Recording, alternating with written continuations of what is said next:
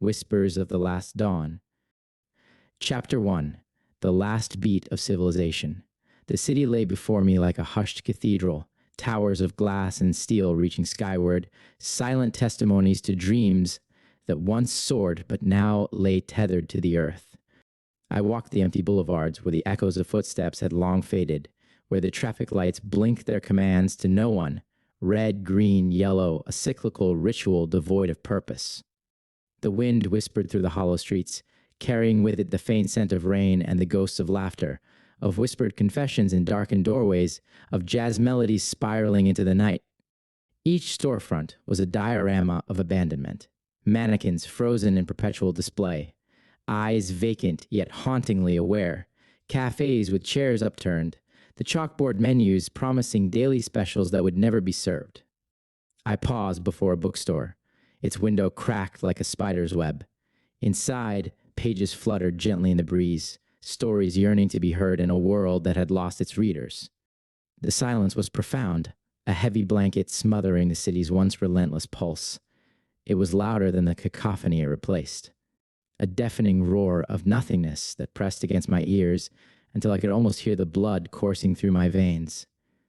I thought of how this place had thrummed with life, with the clatter of subway trains and the murmur of conversations that overlapped and intertwined like threads in a vast tapestry. Now, only the murmurs of my own thoughts accompanied me. The irony was not lost. I had craved solitude in the throes of the city's chaos, but this desolation was a solitude that bordered on exile. The metropolis had been brought to its knees not by an external force, but by the implosion of its own making.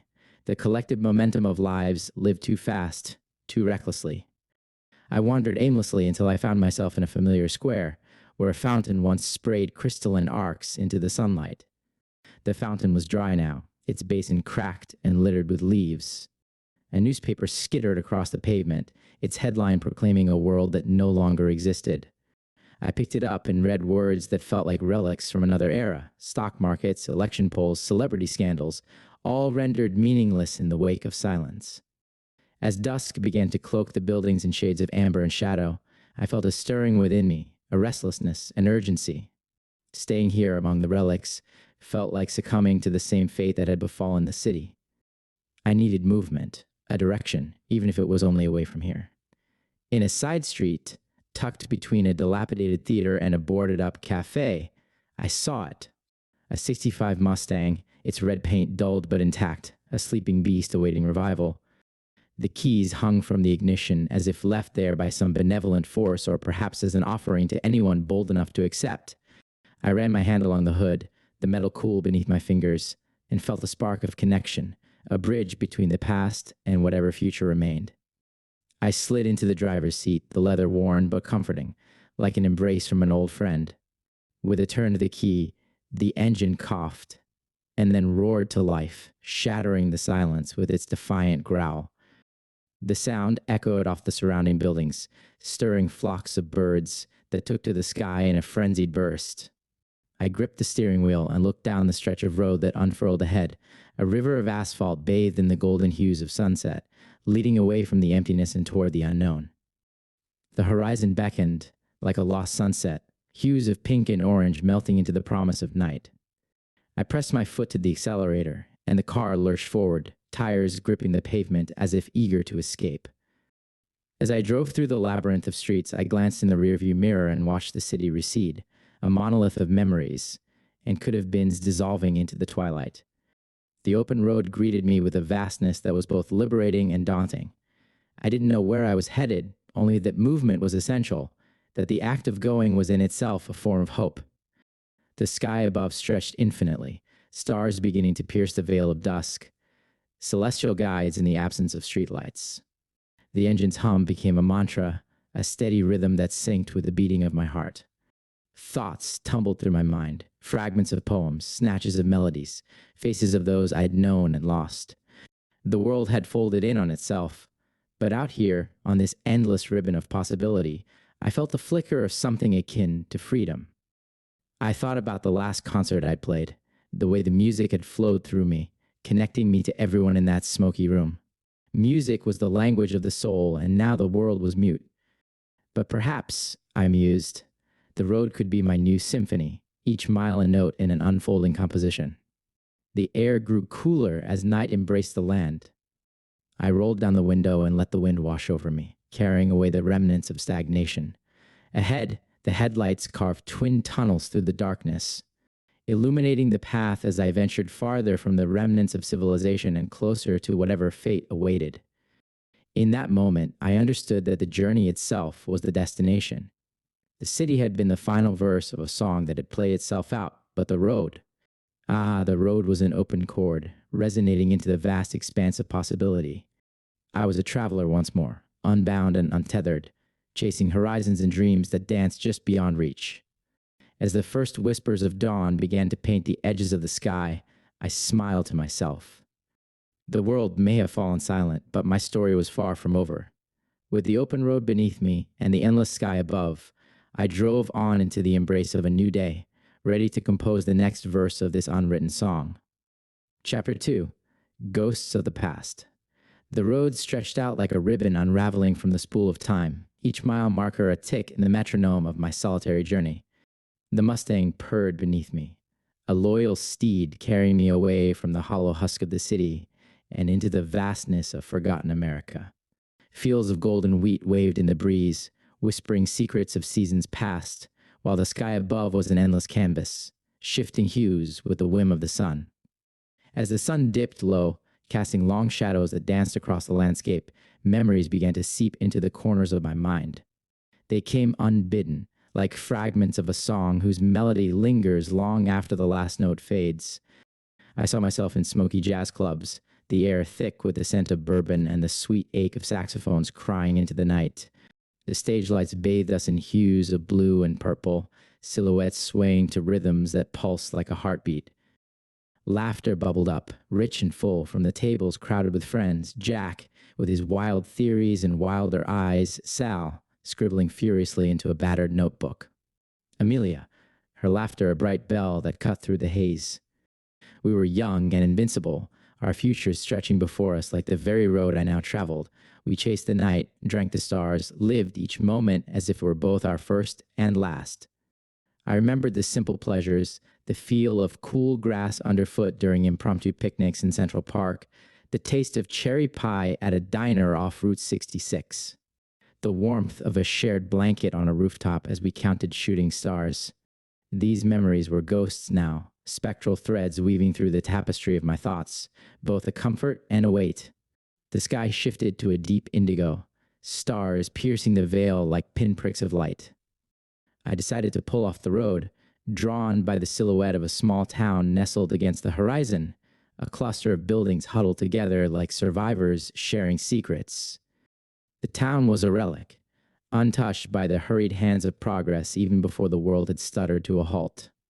I navigated the silent streets, the Mustang's headlights casting long beams that illuminated weathered facades and cracked windows. Storefronts advertised goods long gone, penny candies, hand-sewn dresses, fresh-baked bread. The air was still, heavy with the scent of nostalgia and decay. Parking near what must have been the town square, I stepped out into the cool night. The silence here was different, not the oppressive void of the city, but a quietude that had settled long before humanity took its leave. I wandered toward a small park where a gazebo stood, paint peeling but structure sound. I climbed the steps and sat on the wooden bench, the creak of the boards a lullaby in the night. Closing my eyes, I let the memories wash over me.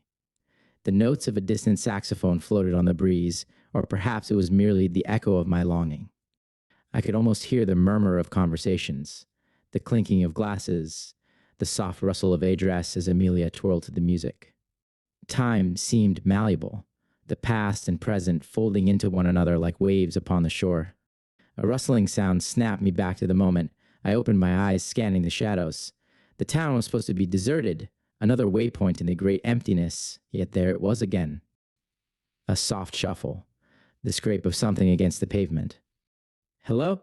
I called out, my voice sounding foreign in the stillness. Silence answered. I stood up, senses heightened, and descended the steps of the gazebo. The streetlights were dark, but the moon cast enough glow to navigate by. As I approached the corner, the sound grew louder, a dragging, shambling noise that set my nerves on edge. Then I saw it, a figure emerging from the shadows, lurching into the pale light. At first glance, it could have been a drunkard stumbling home after a long night, but as it drew closer, the reality crystallized with chilling clarity. The skin was pallid, stretched tight over protruding bones, eyes glazed and unseeing, clothes torn and stained with the remnants of a life long extinguished. My breath caught in my throat. This was one of them, the undead, the reanimated husks that roamed the land like echoes of a nightmare made flesh. I had heard whispers, rumors traded like dark currency among the few survivors I had encountered, but this was the first time I had come face to face with the specter that haunted our new reality. Instinct urged me to flee, but my feet were rooted to the spot. The creature moved with a grotesque mimicry of life, each step a laborious act as if driven by a residual impulse that neither it nor I could comprehend. It turned its head slowly, and for a moment our gazes met, or would have met, had its eyes held any recognition. A flood of emotions surged through me, fear, revulsion, but also an overwhelming sorrow. This had been a person once, a soul with dreams and desires, perhaps with memories of jazz clubs and laughter of their own. Now, reduced to this hollow existence, a prisoner in a decaying vessel. The wind shifted, and perhaps it caught my scent or sensed my presence in some other ineffable way, for it began to move toward me with increased urgency. The spell broken, I stumbled backward, the need for survival overriding all else. I turned and ran, feet pounding against the pavement as I raced back to the Mustang.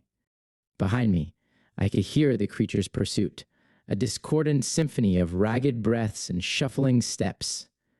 Reaching the car, I yanked open the door and threw myself inside, hands shaking as I fumbled with the keys. The engine roared to life, and I slammed my foot on the accelerator, tires screeching as I sped away from the encroaching horror. Heart hammering in my chest, I drove without direction, the landscape blurring into a smear of darkness and shadow. Only when the adrenaline began to ebb did I ease off the gas, pulling over onto the shoulder of an unmarked road.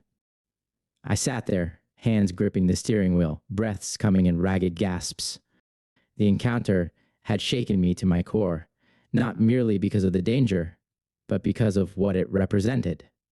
A stark embodiment of the thin line between life and death, of how easily the essence of humanity could be stripped away, leaving only an empty shell. I stepped out of the car, the night air cool against my flushed skin. Above, the stars glittered indifferently, celestial witnesses to the follies and frailties of humankind. I gazed upward, seeking answers in the constellations, but they offered no solace. What did it mean to be alive in a world so steeped in death? Was mere survival enough? Or was there something more, some purpose to be found amidst the ruins? The undead were a grotesque mirror, reflecting the potential endpoint of all my fears, a life without meaning, motion without direction. I thought of my memories, the ghosts that trailed me like shadows. Were they anchors holding me back, or were they the threads that kept me connected to what it meant to be human? The laughter, the music, the simple joys, they were ephemeral, yes, but also profound in their impermanence. Leaning against the hood of the Mustang, I closed my eyes and took a deep breath, filling my lungs with the crisp night air. Life was a fragile melody, a fleeting note in the grand symphony of the universe. Yet even a single note could hold immense beauty. I resolved then that I would not merely run from the undead shadows that haunted the land, but I would seek out the remnants of life that persisted, the hidden pockets of humanity, the unnoticed beauty in a world reborn from its own ashes. Perhaps I could find others who still heard the music beneath the silence, who still cherished the echoes of laughter and the warmth of connection. The road beckoned once more, a conduit to possibilities unseen. I climbed back into the car and started the engine, the headlights cutting through the darkness like twin beacons. As I pulled back onto the road, a sense of calm washed over me. The encounter had not just been a brush with death, but a reaffirmation of life, a reminder that to be alive was to feel, to question, to seek. The night stretched ahead, but so did the promise of dawn. And with it, the endless potential of new beginnings. I drove on, the Mustang's engine harmonizing with the steady rhythm of my heart, both instruments in the ongoing composition of my existence. In the rearview mirror, the town receded into the night, its secrets and sorrows left behind. Ahead lay the open road, and with it, the myriad paths of destiny waiting to be traversed. I didn't have all the answers, but perhaps the questions were enough to keep me moving forward. After all, life was not a destination, but a journey. A continuous unfolding of moments, each one an opportunity to rediscover what it meant to be truly alive. Chapter 3: Highways of Solitude. The sun climbed lazily above the horizon, casting a golden veil over the endless stretch of asphalt that lay before me. The Mustang was an extension of my will, its engine humming a steady mantra as the miles unfurled like a scroll revealing the secrets of a world both desolate and sublime. The open road was my companion, a constant in the ever-shifting landscape of my solitude. Fields of tall grass swayed in the morning breeze, their tips catching the sunlight like waves on a silent green ocean. Abandoned farmhouses dotted the countryside, their weathered facades standing as monuments to lives once lived. I imagined families gathered around dinner tables, the aroma of home-cooked meals filling rooms now emptied of laughter and love. As the day wore on, I found myself drawn to the remnants of civilization that punctuated the vastness: abandoned diners with faded signs promising hot meals and warm smiles. I stopped at one, Maggie's Place, its neon letters hanging askew, flickering weakly against the encroaching decay. Inside, the booths were covered in a fine layer of dust, menus left open as if awaiting the next customer who would never come. I ran my fingers over the countertop, feeling the ghosts of conversations and the weight of stories left untold. Back on the road, the scenery shifted to dense forests, their canopies forming a cathedral of leaves through which sunlight filtered in ethereal beams. The silence here was profound, broken only by the rustle of unseen creatures and the whisper of the wind weaving through the branches. I felt both a part of and apart from this world, connected to its beauty yet isolated by the absence of another soul to share it with. Endless plains stretched out under a sky so vast it seemed to swallow the horizon. The emptiness was both freeing and suffocating, a paradox I couldn't quite reconcile. I drove on, the Mustang cutting through the landscape like a knife through fabric, each mile a stitch in the tapestry of my journey. My thoughts drifted freely, unmoored from the anchors of time and obligation. They flowed like the road beneath me, a stream of consciousness that delved into the recesses of my mind. I thought of love, a concept that felt both distant and immediate. Faces emerged from the fog of memory, a smile shared across a crowded room, a hand held in quiet solidarity. Eyes that spoke volumes without uttering a word. Were these recollections of real encounters, or simply the mind's conjuring to fill the void? Loss weighed heavy, an unwelcome passenger I couldn't shake. The world I knew had vanished, leaving behind an echo that reverberated in the hollow chambers of my heart. I mourned not just the people, but the small moments, the aroma of freshly brewed coffee, the rhythm of footsteps on a busy sidewalk, the simple act of exchanging a knowing glance with a stranger. I pondered the universe's indifference, a celestial canvas painted with stars that shimmered coldly, unfazed by the dramas unfolding on this pale blue dot. We were but fleeting specks in the grand tapestry of existence, our lives a mere blink in cosmic time. Yet, even knowing this, the yearning for connection, for purpose, burned within me, a flame against the vast darkness. As dusk approached, the sky transformed into a masterpiece of fiery hues, amber, crimson, violet, all bleeding into one another like watercolors on a canvas. It was then that I noticed a thin column of smoke rising in the distance, a delicate smudge against the twilight. My heart quickened at the sight, a campfire perched on a hillside, its glow a beacon piercing through the veil of solitude. Hope stirred, tentative yet persistent. It had been so long since I'd seen another sign of life, and the prospect of companionship tugged at the frayed edges of my isolation. I debated whether to investigate, weighing the risks against the innate human need for connection. In a world where trust had become a scarce commodity, caution was more than prudent, it was survival. But the allure of that distant flame was irresistible. I turned off the main road onto a dirt path that wound its way toward the hill. The Mustang protested at the rough terrain, but it pressed on, driven by more than just fuel and mechanics, a shared determination echoing my own. Parking at the base of the hill, I continued on foot, the crunch of dry grass beneath my boots the only sound in the enveloping silence. As I ascended, the air grew crisper, tinged with the scent of burning wood and the faint aroma of something cooking, a sensory tapestry that felt both foreign and familiar. Reaching the crest, I paused to take in the scene below. A small clearing cradled the campfire, its flames dancing merrily as shadows flickered against the backdrop of the encroaching night. A figure sat beside it, tending to the fire with deliberate movements. There was a calmness to their demeanor, a quiet assurance that set them apart from the restless energy of the world I'd left behind. I hesitated, uncertainty gnawing at the edges of my resolve. But the weight of solitude pressed upon me, and before I could second-guess myself, I called out, a simple greeting carried on the evening breeze.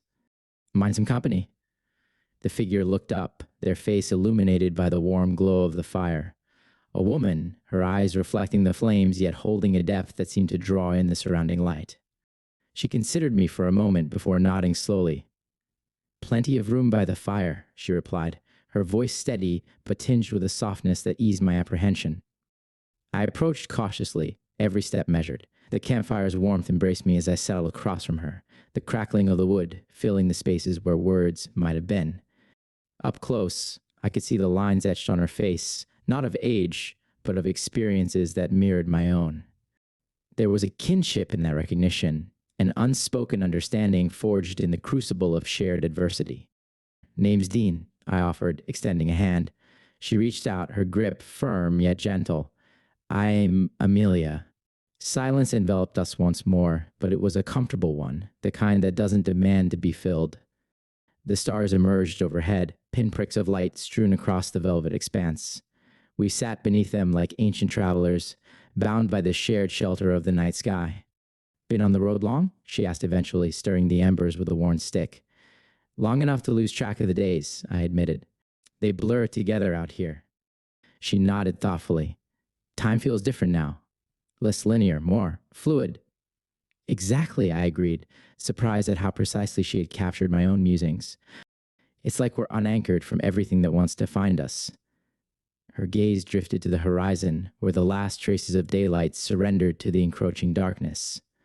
"Maybe that's not entirely a bad thing," she mused. "Sometimes we have to lose ourselves to find what's truly important." I considered her words, the layers of meaning they held. "What are you hoping to find?" She smiled faintly, a wistful curve of the lips.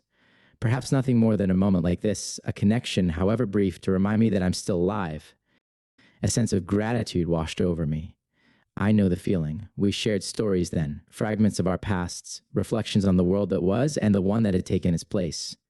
She spoke of places she'd seen, people she'd met along the way, each encounter a thread woven into the fabric of her journey. I found myself opening up in return, the barriers erected by isolation crumbling in the face of genuine companionship. As the night deepened, the conversation turned introspective. We pondered the nature of existence, the fragility of humanity, the resilience required to carry on when so much had been lost. It was as if the universe had conspired to bring us together in this moment, two wayward souls seeking solace in the understanding of another. The fire had burned low when a comfortable silence settled between us. The weight of fatigue pressed gently, urging us toward rest. Amelia stretched out, using her pack as a makeshift pillow. "Feel free to stay," she said softly. "There's safety in numbers." I nodded appreciatively. "Thank you." Lying back, I gazed up at the canopy of stars. The constellations seemed to shimmer with newfound brilliance, their light traversing eons to reach us here, now. I felt a peace I hadn't known in a long time, a respite from the highways of solitude that had been my only companion. Just before sleep claimed me, I glanced over at Amelia. Her eyes were closed, her breathing steady, but there was a serenity about her that eased the lingering shadows of doubt. In finding her, I stumbled upon more than just another traveler. I'd found a reminder that even in a universe indifferent to our struggles, we could forge moments of meaning. The open road awaited, its paths uncertain and fraught with challenges, but for now, beneath the watchful gaze of the stars and beside the warmth of a dying fire, I allowed myself the luxury of hope. Chapter 4. Fellow Travelers. The morning sun spilled over the horizon, casting the world in hues of gold and amber. I woke to the sound of gentle rustling, the scent of wood smoke mingling with the crisp air. For a moment, disoriented between dream and reality, I blinked away the remnants of sleep. Then I remembered the campfire on the hillside, the woman named Amelia, the shared silence beneath the stars. She was already awake, crouched by the fire as she coaxed new life into the fading embers. Her movements were deliberate, almost ritualistic, as she added twigs and breathed softly to fan the flames. Beside her sat a dog, a lean, tawny creature, with alert eyes and ears perked to every subtle sound. It watched me with a curious tilt of its head, neither threatening nor timid. "Morning?" Amelia said without turning, sensing my wakefulness. Her voice carried the warmth of the fire, tinged with a melody that resonated deep within. "Morning," I replied, pushing myself up. "Didn't know you had company." She glanced over her shoulder, a playful glint in her eyes. "This is Scout," she said, scratching the dog's ear affectionately. "Found him wandering a few towns back. Or maybe he found me." Scout regarded me with a measured gaze before trotting over, sniffing the air around me. I extended a hand, and after a moment's deliberation, he accepted it, his wet nose cold against my skin. "Seems he approves," Amelia remarked, a smile touching the corners of her mouth. "Glad to hear it," I chuckled. "Wouldn't want to offend my new host." We settled around the rejuvenated fire, the flames crackling softly as they licked at the fresh kindling. Amelia handed me a tin cup filled with steaming liquid. "Coffee?" I asked, surprised and grateful. "Close enough," she replied. "Herbal mix I picked up along the way. Doesn't quite hit the same, but it warms you up." I took a sip, the earthy brew spreading heat through my body. "It's good," I said honestly. "Thank you." She nodded, gazing into the fire. For a while, we sat in companionable silence, the world around us stirring to life. The distant call of birds, the rustle of leaves as the wind danced through the trees, the subtle shifts of Scout as he explored the perimeter. "Where are you headed?" I ventured eventually. She shrugged lightly. "Everywhere and nowhere, just following the road to see where it takes me." I smiled at that. "Kindred spirits, then. Seems that way," she agreed, meeting my eyes. In them I saw reflections of endless skies and uncharted paths, a depth that hinted at stories untold. As the day unfolded, conversation flowed naturally, weaving between the present and the echoes of the past. Amelia spoke of her travels, of towns she'd passed through, each with its own tale of perseverance or surrender. She painted vivid pictures with her words, a mural of humanity in shades both light and dark. "I used to be a photographer," she said, tracing patterns in the dirt with a slender twig. "Captured moments in time, little slices of life that felt eternal in their brevity." "Do you still take pictures?" I asked. She shook her head wistfully. "Film ran out long ago, but I still see the world that way, framed in snapshots, each moment a composition." I considered that. "Maybe that's why you notice things others might miss." "Perhaps," she mused. "Or maybe it's just a way to hold on to something real when everything else feels like a fading dream."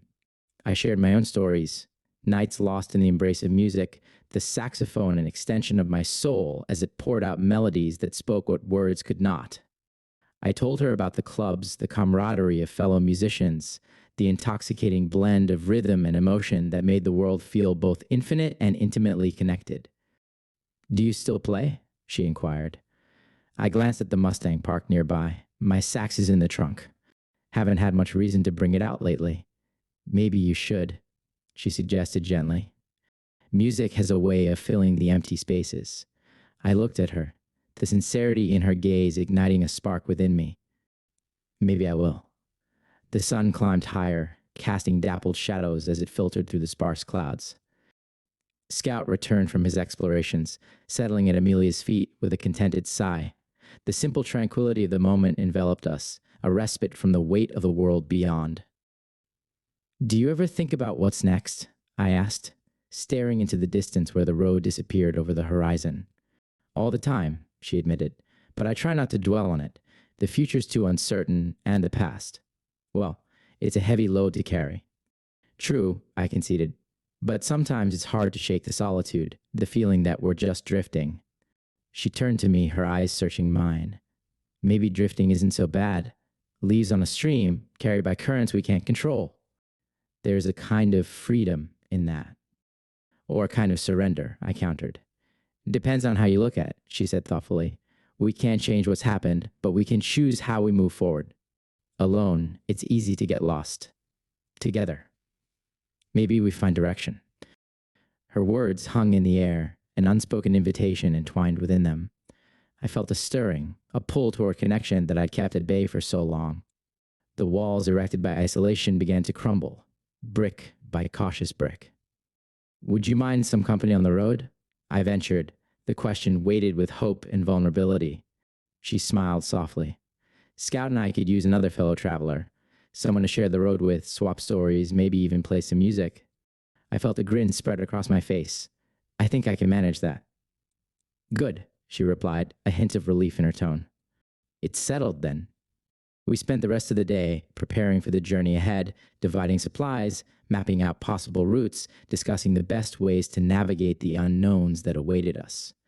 There was a synergy in our collaboration, a seamless blending of instincts and ideas that made the tasks feel less burdensome. As evening draped the sky in shades of purple and deep blue, we reignited the campfire. I retrieved my saxophone from the Mustang, the instrument cool and familiar in my hands. Amelia's eyes lit up at the sight.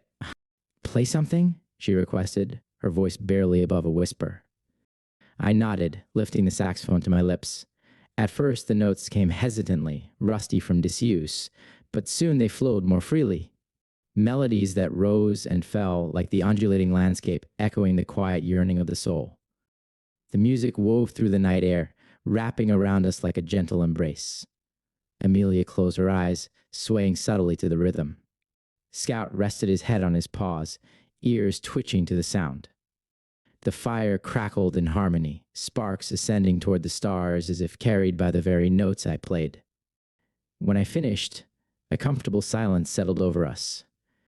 Amelia opened her eyes, a shimmer of unshed tears reflecting the firelight. That was beautiful, she murmured. Thank you. Thank you for reminding me why I play, I replied earnestly. She reached across the space between us, her hand finding mine. Her touch was warm, grounding me in the reality of the moment. Maybe together we can find more reasons, she said. I squeezed her hand gently. I like that. The unspoken connection between us solidified, a silent pact to face whatever lay ahead side by side. The void that once loomed so vast and insurmountable seemed a little less daunting with Amelia and Scout by my side. We settled in for the night, the three of us forming a small circle of companionship against the expanse of darkness. Before sleep claimed us, Amelia shared one last thought. You know, Dean, she said softly, I used to believe the stars held all the stories worth telling. But now I think the real stories are here among us, in the choices we make and the paths we walk. I considered her words, gazing up at the celestial tapestry overhead. Maybe the stars are just reminders, I suggested. Guides to help us navigate our own stories. Maybe so, she agreed, her eyes reflecting the constellations. As I drifted into sleep, the steady breaths of my companions harmonized with the subtle rhythms of the night. For the first time in a long while, I felt not just alive, but connected, part of something larger than myself. Tomorrow, the road would call once more, its twists and turns unknown. But with Amelia and Scout, I was ready to embrace the journey, to face the uncertainties and find meaning in the miles ahead. Together, we would navigate the highways of this new world, not as solitary wanderers, but as fellow travelers bound by shared hope and the unyielding human spirit. Chapter 5. Towns of the Hollow Men. The road unfolded before us like a long-forgotten melody, each note a mile of cracked asphalt and faded lines, leading us deeper into the heart of what once was. Amelia sat beside me, her gaze fixed on the horizon, while Scout leaned out the back window, ears flapping in the wind, a silent sentinel ever watchful. The world around us had shifted from the wild beauty of untamed landscapes to the eerie stillness of abandoned towns, places where the echoes of humanity lingered like the last strains of a dying song. We approached a small town nestled among rolling hills, its name long faded from the rusted sign that creaked in the breeze. The buildings stood like hollow shells, windows shattered, doors ajar, as if the inhabitants had vanished mid-breath. We pulled into what had once been the main street, the Mustang's engine the only sound disrupting the heavy silence. "Think we'll find anything here?" Amelia asked, her voice barely above a whisper, as if speaking too loudly might awaken the ghosts that slept within these ruins. "Only one way to find out," I replied, cutting the engine. The sudden quiet was deafening, a blanket of stillness that pressed against us from all sides. We moved cautiously, Scout trotting ahead, his senses keen and alert. The first building we entered was a general store, its shelves ransacked but not entirely empty. We scavenged what we could: canned goods, a dusty jar of instant coffee, a box of matches miraculously intact. Each item was a treasure, a relic of a world that had spun off its axis. "Look at this," Amelia said, holding up a small music box, its paint chipped but the intricate design still visible. She turned the crank, and a tinny rendition of a lullaby tinkled out, the notes hanging in the air like fragile ornaments. "Even here, there's beauty," I mused, struck by the juxtaposition of decay and delicacy. Our search continued, but with each step an unease settled over us. The town felt wrong, not just abandoned but violated, as if some unseen force had stripped it of more than just its people. As we emerged onto the street, Scout froze, his ears perked, a low growl rumbling in his throat. "What's wrong, boy?" Amelia asked, her hand instinctively reaching for the makeshift weapon she kept at her side, a sturdy piece of pipe worn smooth by her grip. Then we heard it. The shuffling of feet, the unmistakable sound of movement where there should be none. From around a corner, a figure emerged, stumbling, disoriented, the telltale signs of the undead. Its eyes were vacant, skin sallow, clothes tattered remnants clinging to a body that defied the finality of death. "Stay back," I warned, pulling Amelia behind me. But as we prepared to retreat, more appeared, shambling from alleys and doorways, drawn by some primal instinct. "We're surrounded," she whispered, her voice tight with tension. "Follow me," I urged, leading us down a side street, Scout at our heels. We moved swiftly, the adrenaline sharpening every sense. Turning a corner, we nearly collided with a man standing in the middle of the road. He was alive, eyes sharp, face smudged with dirt, a rifle slung over his shoulder. "Help us," I began, but the words died on my lips as others stepped out from the shadows behind him, weapons drawn. Faces hardened by more than just survival. "Well, look what we have here," the man sneered, a cold smile spreading across his face. "Travelers, lost and alone." Amelia's grip on the pipe tightened. "We don't want any trouble," she said calmly. "Trouble," he echoed, feigning offense. "No trouble at all. Just a toll for passing through our town." "We didn't know this town belonged to anyone," I replied, trying to keep my voice steady. "Belongs to those who claim it," he retorted, "and we claim it." One of his companions, a wiry woman with a scar tracing down her cheek, stepped forward. "Looks like they've found some supplies. Generous of them to share." I glanced at Amelia. The supplies we carried were hard-won necessities, not luxuries we could afford to part with. But the glint in their eyes told me that refusal was not an option they would entertain kindly. "Take what you need," I said slowly, hoping to diffuse the situation. "We don't want any conflict." They closed in, rifling through our packs with rough hands. Scout growled, but a sharp kick from one of them sent him yelping back. "Hey," Amelia shouted, anger flashing across her face. "Best keep that mutt in line," the scarred woman hissed. As they continued their plunder, I felt a knot of frustration and helplessness tightening in my chest. These were our fellow survivors, yet they acted with the cruelty and indifference of the undead we so feared. "Why are you doing this?" I asked, unable to mask the disappointment in my voice. The leader met my gaze with a hardened stare. "Survival of the fittest," he said flatly. "The world's changed. Morality won't keep you alive." "Maybe not," I conceded. "But what kind of life is it if we lose our humanity along the way?" He snorted dismissively. "Humanity's a luxury we can't afford. They finished their looting, leaving us with barely more than the clothes on our backs." As they turned to leave, the leader offered a final parting shot. "Consider yourselves lucky. Others might not have been so generous." We stood there, the weight of the encounter settling heavily upon us. Amelia's eyes brimmed with a mixture of anger and sadness. Is this what we've become? She asked softly. Predators turning on each other while the world falls apart around us? I had no answer. The line between man and monster had blurred, the moral compass spinning wildly without true north. The undead were driven by instinct, but what excuse did we, the living, have for such savagery? Come on, I said gently. Let's get out of here.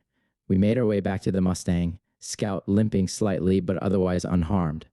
As we drove away from the hollow town, the silence between us was thick with unspoken turmoil. They took almost everything, Amelia finally said, her voice strained. Not everything, I replied, reaching into the glove compartment. I pulled out the music box she'd found, its delicate surface glinting in the fading light. She looked at it, a small smile tugging at her lips. You kept it? Couldn't let them take all the beauty, I said. She turned the crank, and once again the soft melody filled the air, a poignant counterpoint to the harshness we'd just experienced. Maybe you're right, she said after a moment. Maybe holding on to our humanity is what really matters, even when it's hardest. I nodded, though doubt gnawed at me. The pragmatic part of me questioned whether such ideals were a liability in this new world, a dangerous indulgence that could cost us dearly. Yet, the thought of becoming like those we'd just encountered filled me with a quiet dread. As dusk settled, we found a secluded spot off the main road to camp for the night. We gathered what little we had left, sharing a meager meal in the glow of a small fire. Scout rested his head on Amelia's lap, his eyes reflecting the flickering flames. I keep thinking about what he said, I confessed, staring into the embers. Morality won't keep you alive. Maybe he's right. Amelia met my gaze steadily. Alive isn't just about breathing and heartbeat. It's about what we carry inside us, the values, the connections, the compassion. Without those, we're just empty shells. Easy to say now, I countered. But what happens when holding on to those things puts us in danger? Do we sacrifice ourselves for the sake of principles? She considered this, the firelight casting shadows across her face. I don't have all the answers, Dean, but I believe that if we let go of what makes us human, we've already lost more than our lives. We've lost our souls. Her words resonated, stirring something deep within me. The moral dilemma weighed heavily, the balance between self-preservation and the essence of who we were. The world had stripped away so much. Could we afford to relinquish the last vestiges of our humanity? I sighed, the tension easing slightly. Maybe you're right. Maybe the real fight isn't just against the dangers out there, but against the darkness within ourselves. She reached out, her hand resting gently on mine. We'll face it together, she said firmly, and we'll make choices we can live with. I looked at her, gratitude and admiration swelling in my chest. Thank you, Amelia, for reminding me of what's important. She smiled softly. We're all we've got. Might as well make it count. As the night enveloped us, the stars emerged, distant yet constant, beacons in the vast expanse. Scout stirred, his ears twitching at the sounds of the nocturnal world awakening. I picked up my saxophone, the familiar weight a comfort. Mind if I play? Please do, she encouraged. I lifted the instrument to my lips and began to play, a slow, soulful melody that carried the weight of our experiences yet held a note of hope. The music flowed into the night, weaving through the trees and ascending toward the heavens. In that moment, I felt a reaffirmation, a choice made. We would navigate the perils ahead, not just with caution, but with conviction. The towns of the Hollow Men had shown us what we could become if we surrendered to despair. But here, under the starlit sky, we chose a different path. The final notes faded into the silence, and for the first time in a long while, I felt a sense of peace. Beautiful, Amelia whispered. You gave the night a voice. Maybe it's time we started listening to it, I replied. She leaned against me, and together we gazed upward, the stars reflecting in our eyes. The journey ahead was uncertain, fraught with dangers both seen and unseen. But as fellow travelers bound by shared values and a refusal to let the world harden our hearts, we were ready to face whatever came next. The line between man and monster was real, and we chose to stand firmly on the side of humanity. Chapter 6. The Eternal Now. In the shadow of crumbling towers where iron skeletons touched the sky, Streets whisper tales of yesteryears beneath the sun's unblinking eye. Concrete veins now overgrown, with nature's fingers intertwined, echoes fade in empty halls, the remnants of a vanished kind. Broken windows frame the dawn, shards catching light like scattered tears. Wind hums through the hollow bones, a dirge for all our wasted years. Silence drapes the avenue, where laughter once would ebb and flow. We wander through the ghostly haze, the only life we'll ever know. Vines reclaim the lost domain, as forests rise from city streets. Beasts roam free in man-made plains, their footfalls soft where silence sleeps. In this realm of rust and dust, we search for meaning in the how, finding solace in the ruins, adrift within the eternal now. The poem lingered between us like a fragile bridge suspended over an abyss, each word a stepping stone traversing the chasm of our shared silence. Amelia's eyes met mine, her gaze deep and searching, reflecting the dying embers of our campfire. "That's hauntingly beautiful," she whispered. "You captured it all. The desolation, the quiet persistence of life." I shrugged, suddenly self-conscious. "Just thoughts that have been rattling around in my head," I murmured. "Sometimes putting them down helps make sense of it all." She nodded thoughtfully, her fingers tracing invisible patterns on the worn pages of her journal. "It's like we're living in the in-between," she said. "Caught between what was and what could be, but not fully anchored in either." "Exactly," I agreed. "It's as if time has stretched, and we're suspended in this perpetual present, the eternal now." Amelia smiled softly. "Maybe that's not such a bad place to be," she mused. "The past is heavy, and the future, well, it's a blank page." I gazed into the flickering flames, considering her words. "Do you ever think about what comes next?" I asked. "About where we're headed?" "All the time," she admitted. "But I've come to realize that fixating on the future steals away the present. And right now, this moment," she gestured around us, "is all we truly have." Her perspective resonated with the truth I'd been circling around but hadn't fully grasped. "Living in the now," I echoed. "It's a philosophy that requires a certain kind of courage." She laughed lightly. "Or perhaps a certain kind of acceptance, letting go of what we can't control." Our conversations had been deepening over the days, peeling back layers to reveal the core of who we were beneath the scars of survival. The world outside was unpredictable, but here, in our small circle of companionship, there was a semblance of stability. Scout stirred from his spot by the fire, his ears twitching as he picked up sounds beyond our perception. He glanced at us briefly before settling back down, satisfied that all was well. "Sometimes I envy him," I said, nodding toward the dog. "He lives purely in the moment. No regrets, no worries about tomorrow." "Animals have it figured out," Amelia agreed. "They trust their instincts. Maybe we should do the same." I looked at her, the firelight casting a warm glow on her features. There was a serenity about her, a quiet strength that drew me in. Without overthinking, I reached out and took her hand. "Maybe we should," I said softly. She squeezed my hand gently, her eyes meeting mine. In that instant, words became unnecessary. The connection between us was palpable, a silent understanding that we were no longer just fellow travelers, but something more. "Dean," she began, her voice barely above a whisper, "in this vast emptiness, you've become important to Mem." I felt a warmth spread through me that had nothing to do with the fire. "You too," I confessed, more than I realized. She leaned in, and our lips met in a tender kiss, a moment of pure connection that transcended the chaos of the world around us. It was brief but profound, a promise sealed without words. When we pulled apart, she rested her head on my shoulder, and we sat like that for a while, watching the flames dance and flicker. The silence between us was comfortable, filled with unspoken emotions that needed no articulation. The next morning, we broke camp and continued our journey. The landscape transformed as we traveled, the scars of humanity's downfall softened by nature's relentless advance. We passed through a city once defined by its towering skyscrapers, now reclaimed by the earth.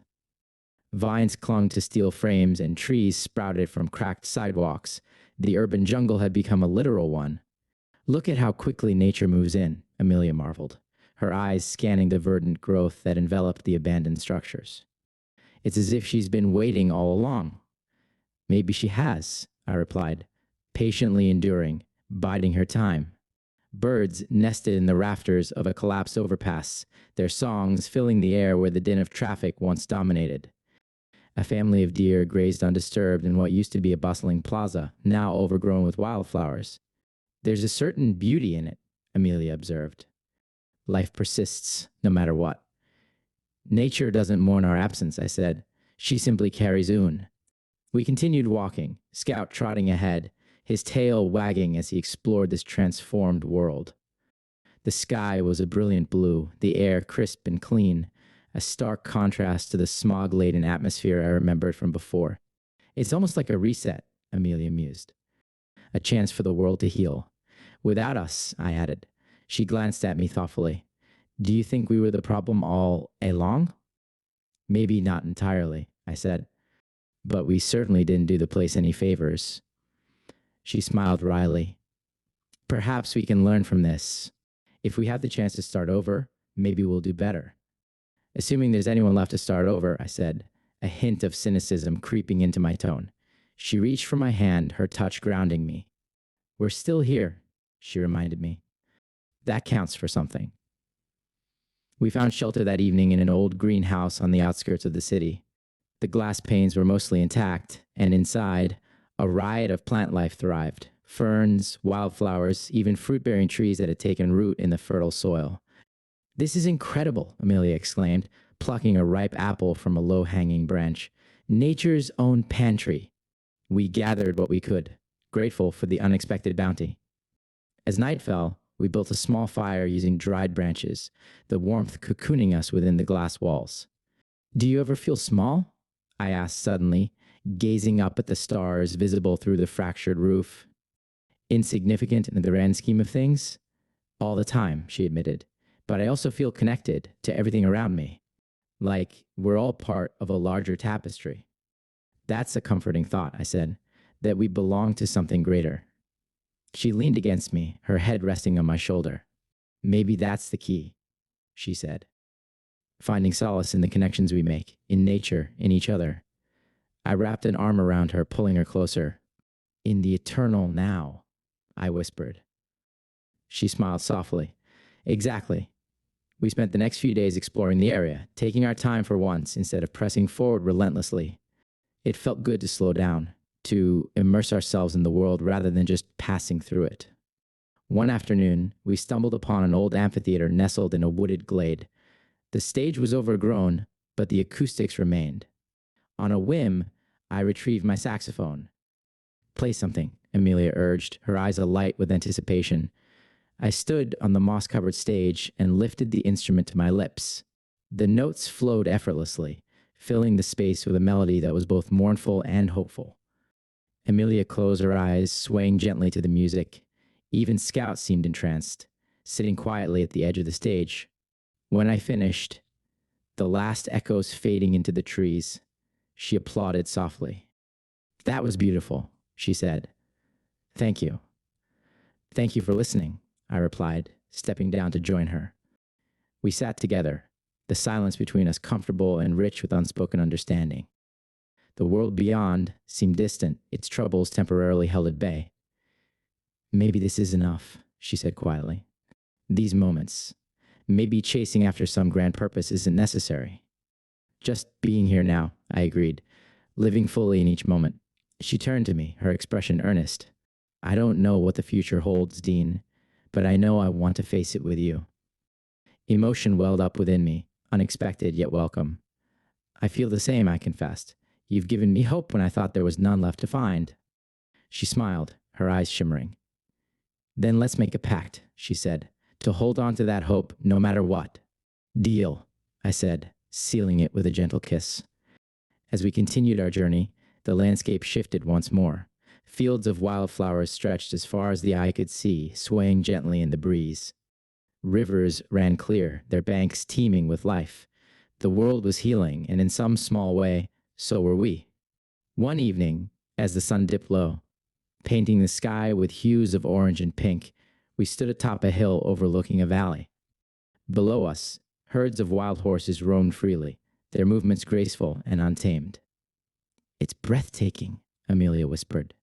It is, I agreed. slipping an arm around her waist. We watched in silence as the day gave way to night, the first stars appearing like distant lanterns guiding us onward. "Do you think we'll find others?" she asked after a while. "People like us?" "Maybe," I said, "but even if we don't, we're not alone." She rested her head against my shoulder. "No, we're not."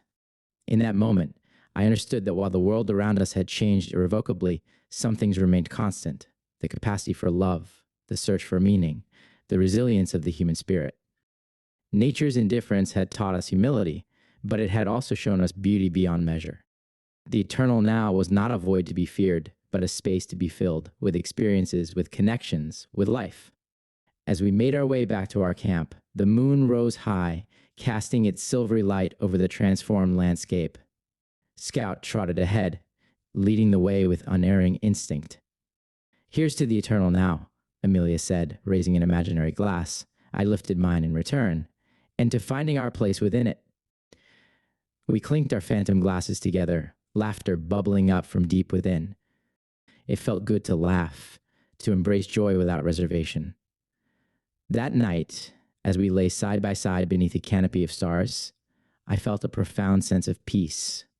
The future was still uncertain, the past a distant echo, but the present, this moment, was ours. And in the eternal now, that was more than enough. Chapter 8. Shadows and Choices. The air grew colder as we ventured further into the mountains, the road narrowing into a winding path flanked by towering pines that whispered secrets to the wind. The sun hung low, casting elongated shadows that danced eerily across our path. Scout walked ahead, his posture alert, ears twitching at every rustle in the underbrush. "Feels different up here," Amelia remarked, pulling her jacket tighter around her. "Like the world is holding its breath." I nodded, sensing it too, a heaviness that settled in the pit of my stomach. "We should find shelter before night falls," I suggested. We pressed on until we stumbled upon a dilapidated cabin nestled among the trees. Its windows were boarded up, the door hanging ajar, a silent invitation or a warning, I couldn't tell. We approached cautiously, the fading light casting ominous shadows that seemed to shift with our movements. "Think it's safe?" Amelia asked, her eyes scanning the perimeter. "Only one way to find out," I replied, gripping the handle of the makeshift spear I'd fashioned from a sturdy branch and a sharpened piece of metal. We entered the cabin, the floorboards creaking under our weight. The interior was sparse, a table overturned, a fireplace filled with cold ashes, and a musty scent that hinted at long abandonment. Satisfied that we were alone, we set about securing the place, pushing furniture against the doors and windows. As darkness enveloped the world outside, we huddled near the fireplace, the flames casting a warm glow that fought back the encroaching cold. Amelia prepared a simple meal while I tended to Scout, who seemed unusually restless. "He's on edge," I observed. "Maybe he senses something we don't." Amelia glanced toward the boarded-up windows. "Let's hope it's just the wind." The night wore on, and an uneasy silence settled over us. I pulled out my saxophone, hoping to dispel the tension with music. The notes flowed hesitantly at first, then more confidently, weaving a melody that spoke of longing and fragile hope. Suddenly, Scout sprang to his feet, a low growl rumbling from his throat. Amelia and I exchanged a worried glance. "What is it, boy?" I whispered. A loud crash shattered the moment, a window pane splintering as something forced its way through. Before we could react, a figure lunged from the shadows, eyes wild and desperate. It was a man, disheveled and gaunt, wielding a rusty knife. "Food!" he snarled, his voice ragged. "Give me your food." Amelia stood up slowly, hands raised in a placating gesture. "We can share," she said calmly. "There is no need for violence." He eyed us with a mix of suspicion and desperation. "Lies! Everyone lies!" Scout barked fiercely, positioning himself between us and the intruder. I tightened my grip on the spear, my heart pounding. "Stay back," I warned. The man's gaze darted between us, his grip on the knife tightening. "You think you're better than me?" He spat. "Surviving out here while others starve?" "No one needs to get hurt," Amelia insisted. "We can help each other." He laughed bitterly. Help! There's no help anymore. Just take or be taken. In that instant, he lunged toward Amelia. Time seemed to slow as I reacted purely on instinct, stepping between them and thrusting the spear forward. The makeshift weapon found its mark, the sharpened tip piercing his shoulder. He cried out in pain, dropping the knife and staggering back. Blood seeped through his tattered clothing, a dark stain spreading rapidly. Dean! Amelia exclaimed, shock etched on her face. The man crumpled to the floor, groaning. I stood there, breathing heavily, the reality of what I'd done sinking in. I didn't mean to, I stammered, the spear slipping from my grasp. Amelia rushed to his side, tearing a strip from her shirt to staunch the bleeding. We need to help him, she said urgently. I knelt beside them, guilt gnawing at me. I'm sorry, I whispered. I was trying to protect you. She looked at me, her eyes a mixture of empathy and admonishment. I know, but now we have to make it right. We worked together to bandage his wound, his initial resistance giving way to weary resignation. As the adrenaline subsided, he seemed smaller somehow, less a threat and more a fractured soul pushed to the brink. Why did you attack us? I asked softly.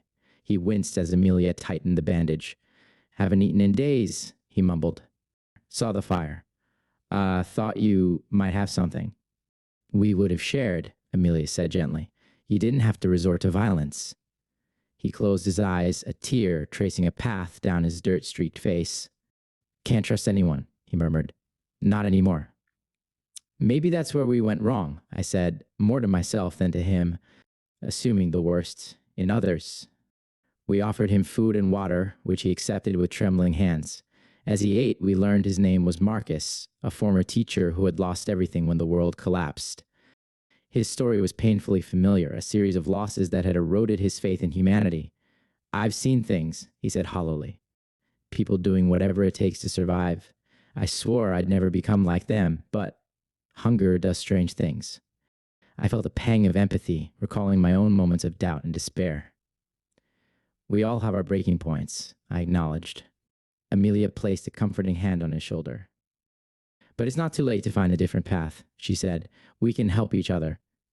He looked between us, a flicker of hope igniting in his eyes. Why would you help me after what I did? Because giving up on others means giving up on ourselves, Amelia replied, and we can't afford to lose any more of our humanity. We spent the rest of the night sharing stories, the initial tension easing into a tentative camaraderie. As dawn approached, Marcus seemed a different man, less haunted, more present. Thank you, he said quietly, as the first light filtered through the cracks in the cabin walls. I don't deserve your kindness. Everyone deserves a second chance, I told him. He offered a small smile. Maybe there's hope after all. We decided to travel together for a while, strength in numbers and all. The journey resumed, the mountain air invigorating as the sun climbed higher. The path was treacherous in places, requiring us to work together to navigate the obstacles. A few days later, we came upon a river swollen from recent rains. The bridge that once spanned it had collapsed, leaving only a precarious fallen tree as a makeshift crossing. We can get across, I said, assessing the situation. But we'll need to be careful. One by one, we edged across the slippery log. Scout went first, nimble and sure-footed. Amelia followed, her movements deliberate. As I made my way, the sound of rushing water filled my ears, the current below a churning maelstrom. Marcus was last. Halfway across, he hesitated, fear flashing across his face. I don't know if I can do this, he called out. You can, Amelia encouraged. Just keep moving slowly. He took another step, but his foot slipped. Arms flailing, he teetered on the brink before plunging into the icy water below. Marcus, I shouted, dropping to my knees on the bank as I watched him struggle against the torrent. Without thinking, I dove in after him. The shock of the cold water stole my breath, the current pulling me under before I resurfaced, gasping. I caught sight of Marcus being swept downstream, his head bobbing above the surface. Hold on, I yelled, fighting the current with powerful strokes. Reaching him, I grabbed his arm just as he was about to go under again. I've got you, I gritted out. We battled the river together, each stroke a fight for survival. Amelia ran along the bank, shouting encouragement and pointing toward a calmer eddy ahead. With the last of our strength, we made it to the shallows, collapsing onto the muddy bank. Scout bounded over, barking anxiously. "Are you okay?" Amelia asked, kneeling beside us. I nodded weakly, coughing up water. Marcus lay beside me, breathing heavily. "You saved me," he managed between gasps. "Couldn't let you go that easily," I said, with a faint smile. He looked at me, emotion raw in his eyes. "I don't understand. After everything." "Like I said before," I replied, "we help each other." As we recovered, a realization settled over me, a confirmation of the choices we'd made. The lines between right and wrong, survival and compassion, were often blurred in this new world. But in that moment, risking my life for Marcus felt undeniably right. That evening, as we dried out our clothes by the fire, Marcus shared more of his past, the family he'd lost, the guilt he carried. "I've done things I'm not proud of," he confessed. "Things I thought were necessary." "We all have regrets," Amelia said gently. "But we can't let them define us." He nodded slowly. "Maybe it's time I started making amends." The days that followed were a mix of camaraderie and introspection. We faced challenges together, skirmishes with the undead that tested our resolve, scarce resources that forced tough decisions. Yet through it all, a sense of solidarity grew. One afternoon, we stumbled upon a small settlement, a cluster of tents and makeshift shelters hidden in a valley. The people there greeted us warily, weapons at the ready. "We come in peace," Amelia announced, hands raised. An older woman stepped forward, her eyes sharp. "What do you want?" "Just passing through," I said. We could trade, share news. They allowed us into their camp under watchful eyes. The settlement was modest but organized, a testament to cooperation. As we interacted with them, I noticed Marcus growing tense. "What's wrong?" I asked quietly. He avoided my gaze. "I know these people," he admitted. "I wasn't kind to them before." A sinking feeling settled in my gut. "What do you mean?"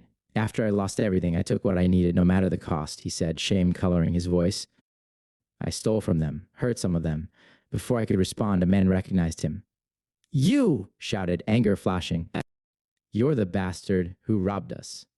Weapons were raised, the atmosphere turning hostile. Amelia stepped between them. "Wait! He's changed," she pleaded. "He's with us now." "That doesn't erase what he did," the man retorted. "He left my brother for dead." I glanced at Marcus, whose face was a mask of remorse. "Is this true?" I asked. He nodded slowly. "Yes, I can't deny it." A moral dilemma unfolded before us. Defending Marcus could put us all at risk, but abandoning him felt like a betrayal of the very principles we'd upheld. "Please," Marcus addressed the crowd. "I know I can't undo the past, but I'm willing to make amends. Let me help you." "Why should we trust you?" the woman demanded. "Because we've seen his change," I interjected. "He's saved our lives. Let him prove himself." They conferred among themselves before the woman spoke again. "Very well, he can stay and work, but if he steps out of line, there will be consequences." Marcus agreed, relief evident. "Thank you. I won't let you down." That night, Amelia and I discussed our next move. "Do we stay here with him?" she asked. I considered it. "Part of me feels responsible," I admitted. "But maybe this is his path, to find redemption here." She nodded thoughtfully. "And ours." "To keep moving," I said. "There's more out there for us to find." The following morning, we prepared to leave. Marcus approached us, gratitude and sadness mingling in his eyes. "You're going," he stated. I clasped his hand. "We are, but I believe in you. Thank you, Dean, for everything." Amelia hugged him. "Take care of yourself, and remember, it's never too late to choose differently." He smiled faintly. "I'll keep that in mind." As we walked away from the settlement, Scout trotting beside us, I felt a mixture of emotions. Pride in Marcus's decision, uncertainty about the future, and a lingering question about the moral complexities we'd navigated. "Do you think he'll be okay?" Amelia asked. "I hope so," I replied. "He's facing his past, which takes courage." She looked at me, a hint of concern in her eyes.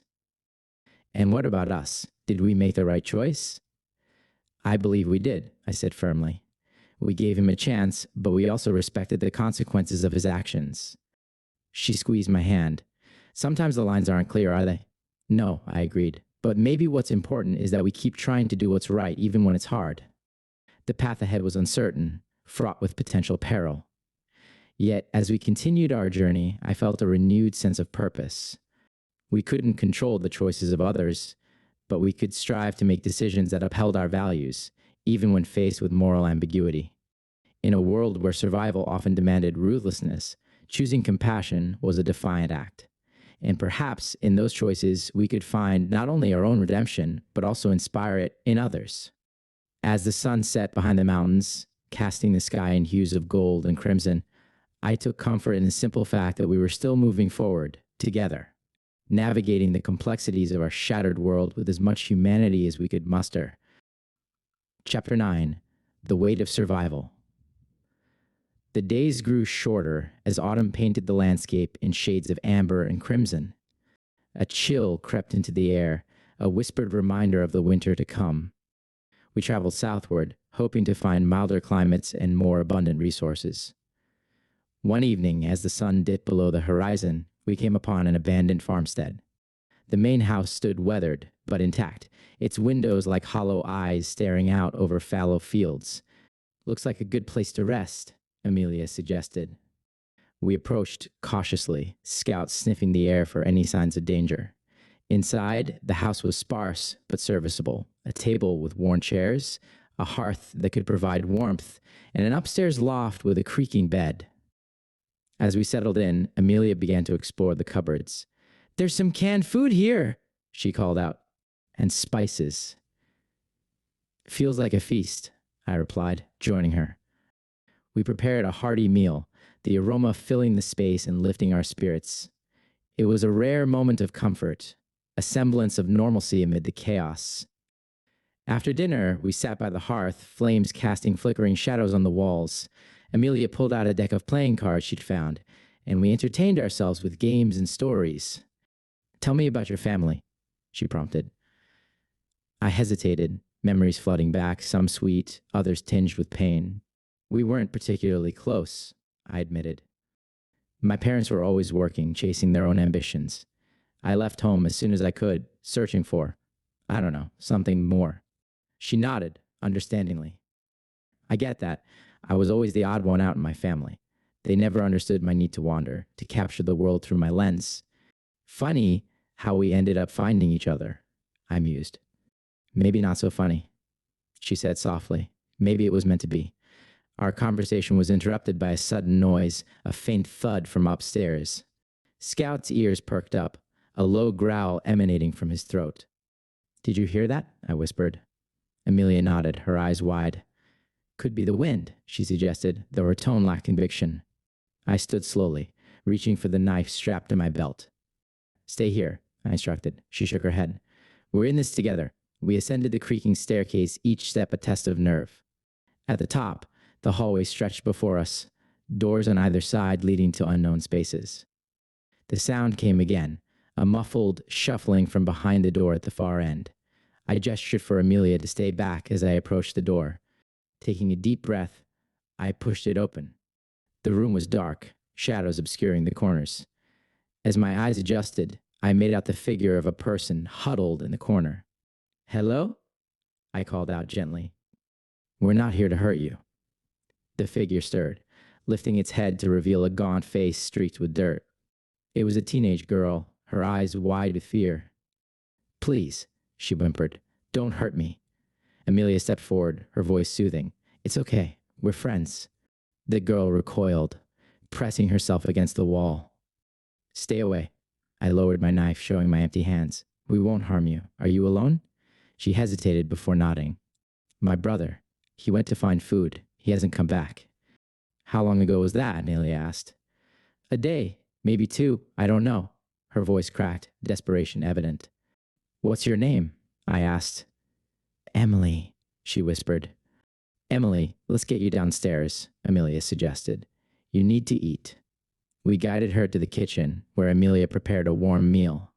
Emily ate ravenously, eyes darting between us as if expecting the worst.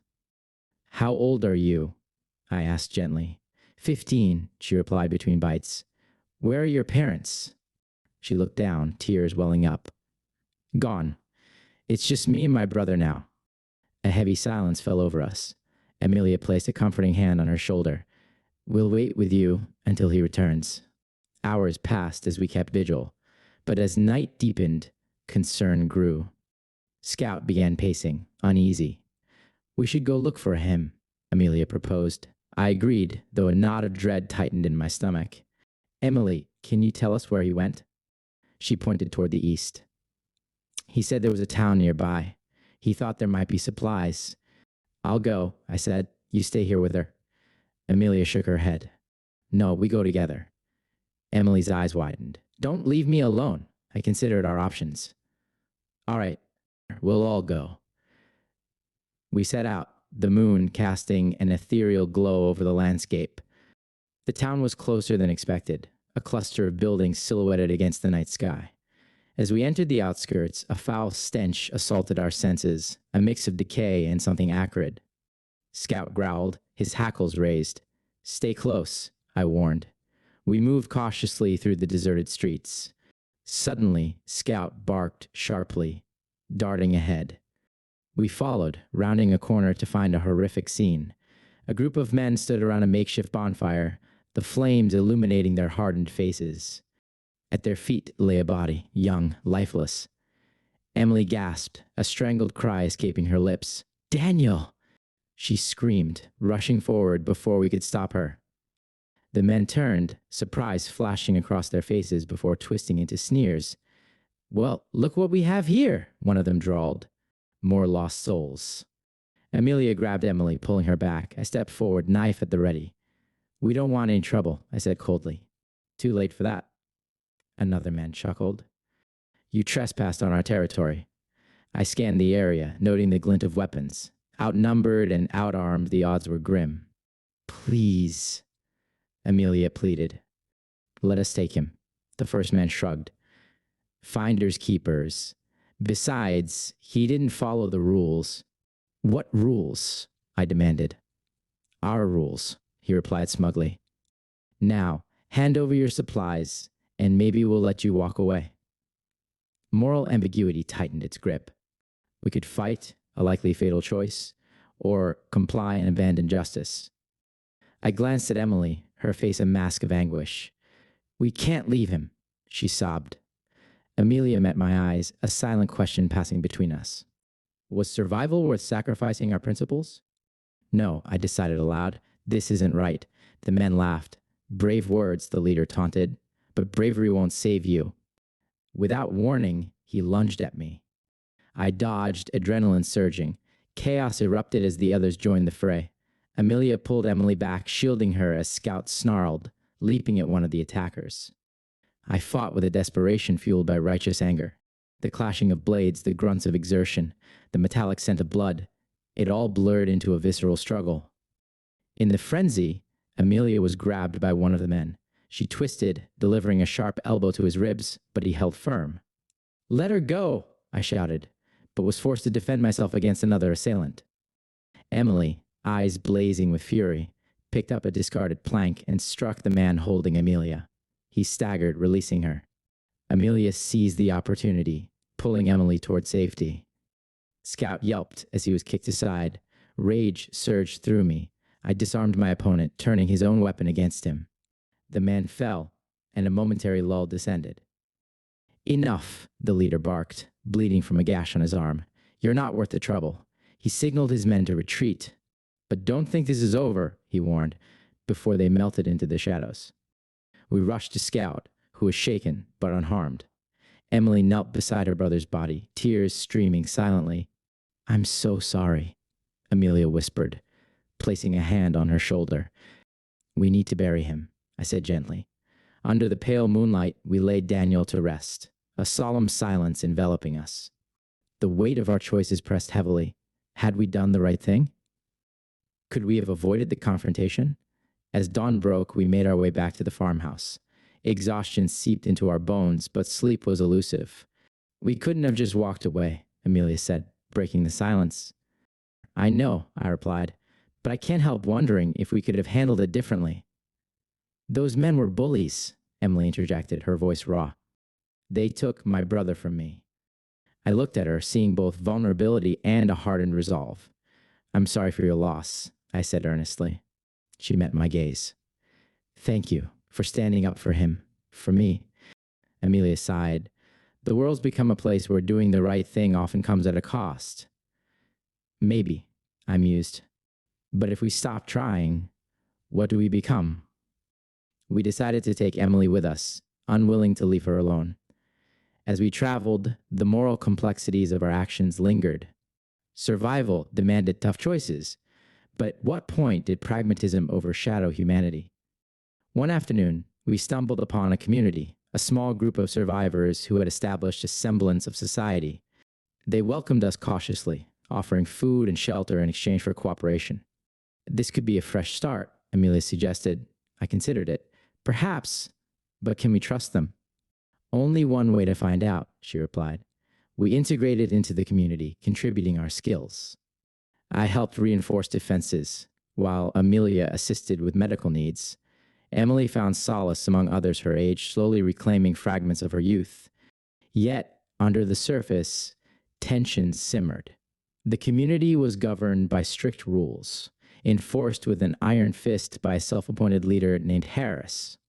One evening, a dispute arose over resource allocation. A family accused Harris of hoarding supplies. Voices escalated, and Harris ordered their exile. This isn't right, Amelia whispered to me. They're being punished for speaking up. I agreed. We can't stand by and let this happen. We confronted Harris, advocating for fairness. He dismissed us. Outsiders have no say, he sneered. My word is law here. Moral ambiguity reared its head once more. Do we challenge authority at the risk of our own safety, or comply to maintain peace? We won't be part of this, I declared. If you won't reconsider, we're leaving. Then go, Harris retorted. But know this, the world out there is unforgiving. We gathered our belongings, along with the exiled family. Others, inspired by our stand, chose to leave as well. As we set out into the unknown, I pondered the recurring theme, the constant balancing act between survival and ethics. Did we make the right choice? Emily asked, her youthful face etched with concern. I believe we did, Amelia affirmed. Standing up for what's right is never wrong. But it's dangerous, Emily countered. Yes, I acknowledged, but necessary. That night, as we camped under a canopy of stars, I reflected on our journey. The horrific moments we'd faced, the moral quandaries navigated, they'd tested us, shaped us. Maybe there's no clear path, I said aloud. No easy answers. Amelia rested her head on my shoulder. Life rarely offers those, but as long as we keep striving to do what's right, I continued, perhaps that's enough. She smiled softly. I think it is. Scout settled at our feet, a steadfast companion through it all. Emily joined us, her presence a reminder of the lives touched by our choices. Tell me a story, she requested. I thought for a moment before beginning a tale, a story of hope, resilience, and the enduring power of compassion.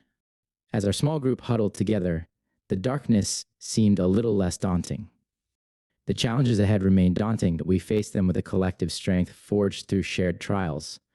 In a world where the lines between right and wrong blurred and survival often conflicted with morality, we chose to hold on to our humanity. And in that choice, we found not only a way forward, but also a reason to believe that, despite the horrors and ambiguities, goodness could prevail. Chapter 10. The River's Edge. The sun hung low in the sky, casting a warm golden hue over the landscape as we emerged from the dense forest. Before us stretched a vast river, its waters flowing with a quiet majesty that seemed to echo the very heartbeat of the world. The river was wide, so wide that the opposite bank was a mere suggestion on the horizon, a hazy line where water met sky. We stood in awe at the river's edge, the gentle rush of water filling the silence between us. Scout trotted ahead, sniffing at the pebbles that lined the shore before lapping eagerly at the cool, clear water. It's incredible, Amelia breathed, her eyes reflecting the shimmering surface. It's like the world begins anew right here. I nodded, feeling a profound sense of peace wash over me.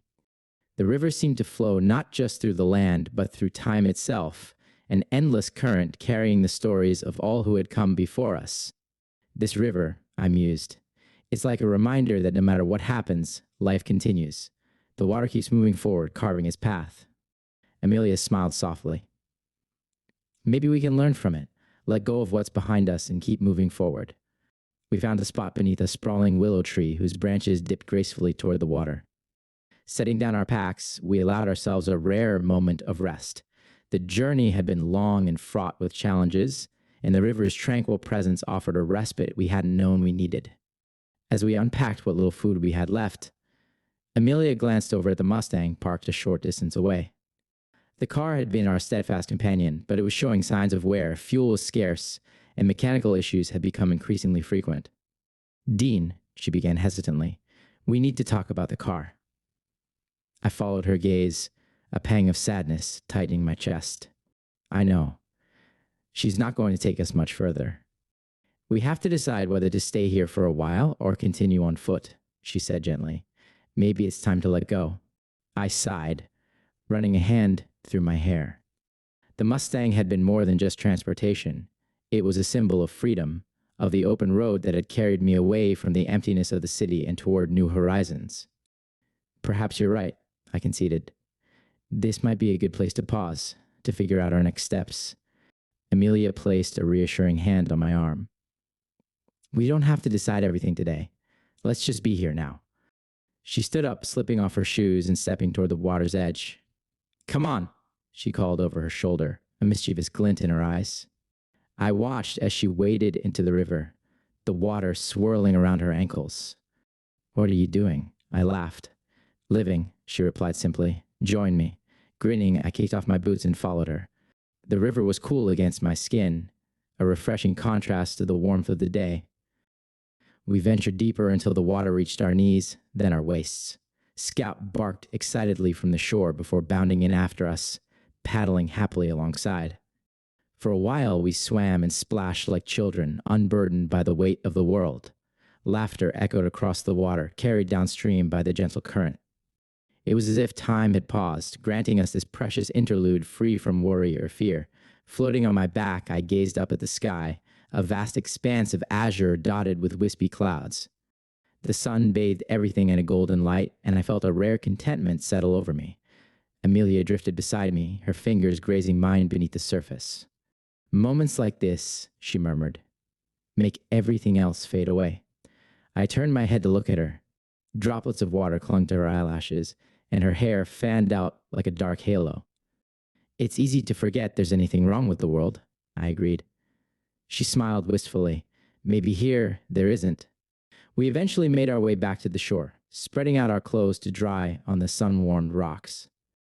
Clad in just our undergarments, we stretched out on the grass beneath the willow tree. The leaves rustled softly above us, whispering secrets only the wind could understand. "Tell me a story," Amelia said suddenly, propping herself up on one elbow to face me. I chuckled. "A story, huh? Any particular kind?" "Something from before," she replied. "A memory you'd like to share." I considered this, letting my mind wander back through the corridors of the past. "All right," I began. "When I was a kid, my family used to take road trips every summer. We'd pile into this old station wagon, my parents, my sister, and me, and just drive with no particular destination in mind." She listened attentively, her eyes fixed on mine. "One year, we ended up at a lake much like this river," I continued. "It was the first time I'd ever seen such a vast body of water. I remember feeling so small, but also so free. My dad taught me how to skip stones, and we spent the whole afternoon seeing who could get the most skips." "How many did you get?" she asked, a smile tugging at her lips. 7, I said proudly. "A personal best that still stands to this day." She laughed softly. "Sounds like a perfect day." It was, I agreed. I think about that sometimes, the simplicity of it all. No worries, just living in the moment. "Maybe that's something we can strive for," she suggested. Finding joy in the simple things. I reached out to tuck a stray strand of hair behind her ear. "I think we're doing a pretty good job of that today." Her expression grew thoughtful. "Dean, Do you ever think about settling down somewhere, finding a place to call home? I sighed, gazing out at the river. I've always been a wanderer. The idea of staying in one place feels confining. But what if the place was right? She pressed gently. What if it felt like home because of the people you're with? I met her gaze, understanding the unspoken question. Are you saying this could be that place? Perhaps, she said softly. Or maybe any place could be, as long as we're together. I considered her words, the weight of them settling over me like a warm blanket. The idea of home has always been elusive to me, I admitted. But with you, it feels possible. She smiled, her eyes shimmering with unshed tears. Then maybe we don't need to keep searching. Maybe we found what we were looking for. Scout trotted over, shaking water from his fur and flopping down beside us with a contented huff. We both laughed, the moment lightning. Always knows how to steal the spotlight, I chuckled, scratching behind his ears. As the sun began to set, painting the sky in hues of pink and orange, we prepared a simple meal from our dwindling supplies. The aroma of cooking mingled with the fresh scent of the river, creating an atmosphere of cozy serenity. We should gather more firewood before it gets too dark, Amelia suggested. I'll take care of it, I offered. You relax. I ventured into the nearby woods, the fading light casting long shadows among the trees. As I collected fallen branches, I couldn't help but reflect on how much had changed since the journey began. The restlessness that once drove me had softened, replaced by a sense of purpose, rooted not in the destination, but in the companionship we'd found. Returning to the campsite, I found Amelia seated by the fire, her journal open on her lap. She looked up as I approached, a soft smile playing on her lips. Writing? I asked, setting down the firewood. Just jotting down some thoughts, she replied. Trying to capture this day so I can hold on to it. I nodded, understanding all too well. It's been a good day. It has, she agreed. One I'd like to remember when things get tough. We settled in by the fire, the flames casting a warm glow that mirrored the contentment in my chest. The stars began to emerge, one by one, punctuating the deepening twilight with pinpricks of light. Do you think there are others out there, finding their own moments of peace? Amelia wondered aloud. I'd like to believe so, I said. Even in the midst of all that's happened, people are resilient. They find ways to keep going. She rested her head on my shoulder. I hope they find what we found. We sat in comfortable silence, the sounds of the river and the crackling fire weaving a soothing symphony. Scout snored softly at our feet, his contentment palpable. Tomorrow, Amelia began hesitantly. What do you want to do? I took a deep breath, weighing the possibilities. Maybe we stay a while, I suggested. Give ourselves time to rest, to figure things out. She looked up at me, her eyes reflecting the dancing flames. I'd like that. Me too, I admitted. For the first time in a long while, I don't feel the urge to keep moving. She smiled, a genuine, radiant expression that warmed me more than the fire ever could. Then it settled. As the night enveloped us, we crawled into our makeshift shelter, a simple tent we'd pitched beneath the willow tree. Lying beside Amelia, listening to the gentle flow of the river and the rustling leaves overhead, I felt a profound sense of peace. Thank you, I whispered into the darkness. For what? She murmured sleepily. For being here. For making this place feel like home. She intertwined her fingers with mine. Anywhere with you is home, she replied softly. I closed my eyes, a contented smile spreading across my face. The journey had been long and uncertain, filled with challenges and doubts. But here, at the river's edge, time seemed to pause, granting us this precious interlude. In the morning, we'd face whatever came next, decisions about the future, the realities of our circumstances. But for now, we existed in this singular moment, suspended between the past and the unknown, anchored by the steady flow of the river and the steady beat of our hearts.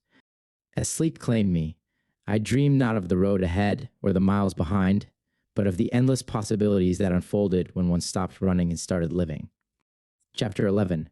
Horizons unseen, the days passed in a gentle rhythm, each one a mirror of the last, yet unique in its quiet joys.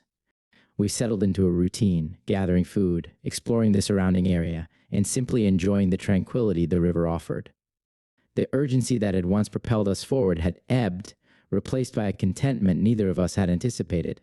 One afternoon, as we sat on the riverbank skipping stones, Amelia managed to match my record of 7 skips. We heard a distant sound carried on the breeze.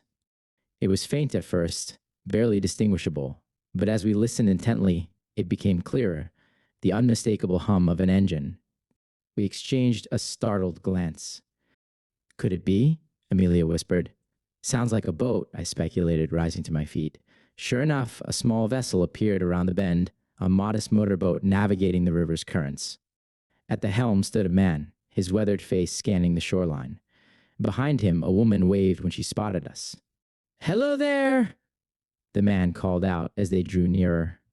"Hello," we replied in unison, a mix of excitement and caution threading through our voices. They guided the boat toward the shore, cutting the engine as they approached. "Didn't expect to see anyone out here," the woman said, her smile warm and genuine. "Likewise," Amelia replied. "I'm Amelia, and this is Dean." "I'm Samuel," the man introduced himself. "And this is Clara." Scout trotted over, sniffing curiously before deeming them acceptable. "Friendly dog you have there," Samuel commented. "He's been our loyal companion," I said, patting Scout's head. "What brings you two out here?" Clara asked. "We've been traveling for a while," Amelia explained. "Decided to take a break when we reached the river." Samuel nodded. "The river is a good place for that. Flows all the way down to the coast." "Is that where you're headed?" I inquired. "Yes," Clara replied. "We've heard there are communities forming by the sea, people rebuilding, starting anew." Amelia and I exchanged a glance. The idea of a community was both enticing and daunting. "You're welcome to join us," Samuel offered. "Plenty of room on the boat." I hesitated, the weight of the decision pressing in. "We appreciate the offer," I said slowly. "But we've just started to feel settled here." Clara smiled understandingly. "It's a big choice. We've met others who've chosen to stay put, to carve out their own sanctuaries. Do you think these communities are real?" Amelia asked, hope and skepticism mingling in her tone. "We've met people who came from there," Samuel assured us. "They spoke of cooperative living, shared resources. It's not perfect, but it's a start." I looked out over the river, its waters reflecting the late afternoon sun. The thought of joining a larger group, of contributing to something bigger than ourselves, was tempting. Yet, the peace we'd found here was hard to relinquish. "Maybe we need some time to think about it," I suggested. "Of course," Clara agreed. "We'll be camped a little ways downstream tonight. If you decide to come, we'll be leaving at first light." They pushed off from the shore, waving as the boat drifted back into the current. "Whatever you choose," Samuel called out. "I wish you both the best." We watched until they were out of sight, the hum of the engine fading into the ambient sounds of the river. "Well," Amelia said, breaking the silence, "that was unexpected." "Indeed," I agreed. "What do you think?" She sighed, sinking back onto the grass. "Part of me is curious, wondering what it would be like to be part of a community again. The other part is content right here." "I feel the same," I admitted. "We finally found peace, but maybe we're missing an opportunity to connect with others." She looked up at me, her eyes searching. "Do you want to go?" "I'm not sure," I confessed. "There's appeal in both choices." We spent the evening discussing our options, weighing the pros and cons. The fire crackled softly as darkness enveloped us, stars emerging in the clear sky above. "Maybe we can find a balance," Amelia suggested. "Go see what it's like, and if it doesn't feel right, we can always return." I considered this. "That's true. Nothing is permanent unless we make it so." She reached across to take my hand. "Whatever we decide, we'll face it together." I squeezed her hand gently. Together. As dawn approached, we found ourselves packing up our belongings, a mixture of excitement and apprehension coursing through us. Scout sensed the shift, his tail wagging energetically. "Looks like he's ready for a new adventure," Amelia observed with a smile. We made our way downstream, the morning air crisp and invigorating. The river guided us, its flow steady and reassuring. Reaching the spot where Samuel and Clara had camped, we found them preparing the boat. Their faces lit up when they saw us. "Glad you decided to come," Samuel greeted us. "We figured it was worth exploring," I replied. Welcome aboard, Clara said, helping us load our packs. As the boat set off, we looked back at the place that had been our sanctuary, a silent farewell to a chapter of our journey. The river carried us forward, its endless flow a metaphor for life's persistence. We stood at the bow, the wind in our faces, possibilities unfolding with each passing moment. How are you feeling? Amelia asked, her arm linked through mine. Hopeful, I answered honestly. Curious about what's ahead. She rested her head on my shoulder. Me too, Scout barked happily, chasing reflections on the water. Samuel steered with practiced ease, while Clara hummed a tune that blended harmoniously with the sounds of nature. As we ventured toward the horizon, I realized that the journey was not about the destination, but about embracing the unknown, about the people we met and the experiences we shared. The river's edge had been a place of rest and reflection, but it was time to move forward, to see what lay beyond the bend. Amelia looked up at me, her eyes bright. Here's to new beginnings, she said. To new beginnings, I echoed, a smile spreading across my face. The sun climbed higher, casting a golden path on the water ahead. Together, we sailed toward it, ready to face whatever came next. Chapter 11, Whispers of a New Dawn. The days had begun to blend into a seamless tapestry of sunrises and sunsets, each one a brushstroke on the canvas of our journey. The river's melody had become our own, a constant soothing presence that lulled us into a peaceful rhythm. Yet, beneath the tranquility, a restlessness stirred, an undercurrent of yearning for something more than mere survival. One crisp morning, as the mist rose from the water like ghosts retreating before the dawn, we stumbled upon an old fishing shack nestled among the reeds. Its weathered walls leaned precariously, time and the elements having worn away its foundation. Curiosity drew us inside, Scout leading the way with his ever-curious nose twitching at the sense of yesteryears. Look at this, Amelia called softly, her voice barely disturbing the quiet. She held up a small, battery-powered radio, its once bright casing faded and chipped. Does it work? I asked, a flicker of hope igniting within me. Only one way to find out, she replied, fingers deftly adjusting the dials. Static crackled from the tiny speaker, a symphony of white noise that ebbed and flowed like the very river outside. We exchanged a glance, the air thick with anticipation. Then, amidst the sea of static, a voice emerged, faint, distorted, but undeniably human. Sanctuary out west, safe haven, survivors unite. Our eyes met, wide with disbelief and a burgeoning excitement. Amelia fine-tuned the dial, trying to sharpen the signal, but the voice faded, swallowed once more by the endless hiss of static. Did you hear that? She whispered, as if speaking too loudly might dispel the fragile connection to hope we just grasped. I did, I affirmed, my mind racing. A sanctuary. Could it be real? Even the possibility is enough, she said, her eyes shining with renewed determination. We sat in silence for a moment, the weight of the revelation settling over us. The concept of a safe haven, a place where survivors had banded together, where community and connection might be rekindled, was both exhilarating and daunting. What do you think? She asked, her gaze searching mine. I took a deep breath, considering the implications. We've come this far, I mused. Maybe this is the purpose we've been seeking. She nodded slowly. I feel it too, a pull towards something greater than ourselves.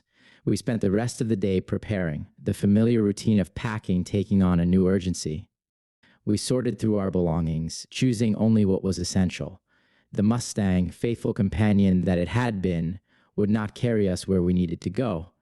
Fuel was scarce, and the terrain ahead promised to be unforgiving. We travel light, I said, tightening the straps on my pack. On foot from here.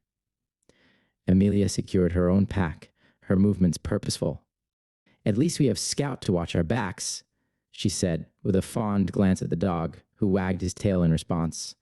As the sun dipped below the horizon, we sat by the fire one last time, the flames casting dancing shadows that seemed to whisper farewells.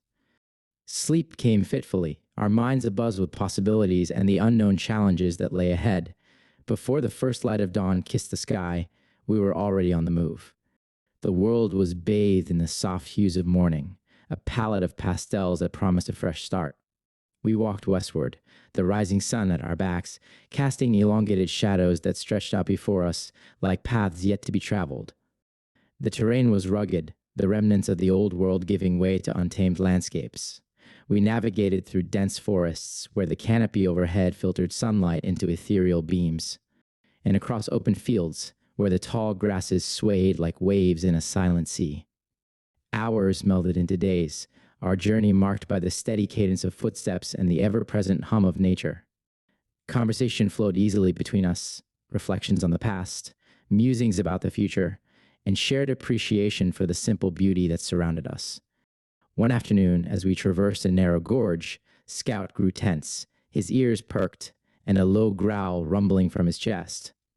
"Something's not right," Amelia observed, her eyes scanning the rocky outcrops that loomed above us. I felt it too, a prickling at the nape of my neck, an instinctual warning that danger lurked nearby. We quickened our pace, the walls of the gorge pressing in as the path narrowed. Suddenly, from the shadows, they emerged, the undead, their gaunt forms moving with unsettling jerks, eyes vacant yet fixed upon us. They descended from the ridges, cutting off our escape routes, their numbers greater than any we'd faced before. "Run!" I shouted, grabbing Amelia's hand. We sprinted forward, the uneven terrain threatening to trip us at every step.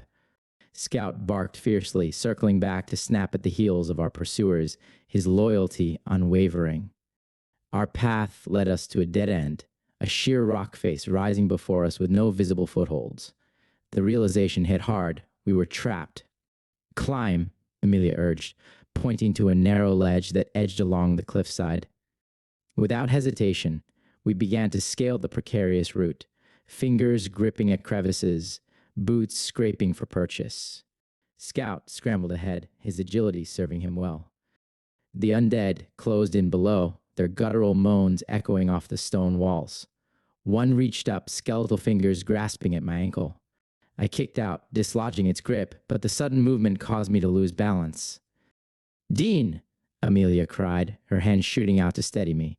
Heart pounding, I regained my footing. "Thanks," I breathed. "Don't mention it," she replied, determination hardening her features.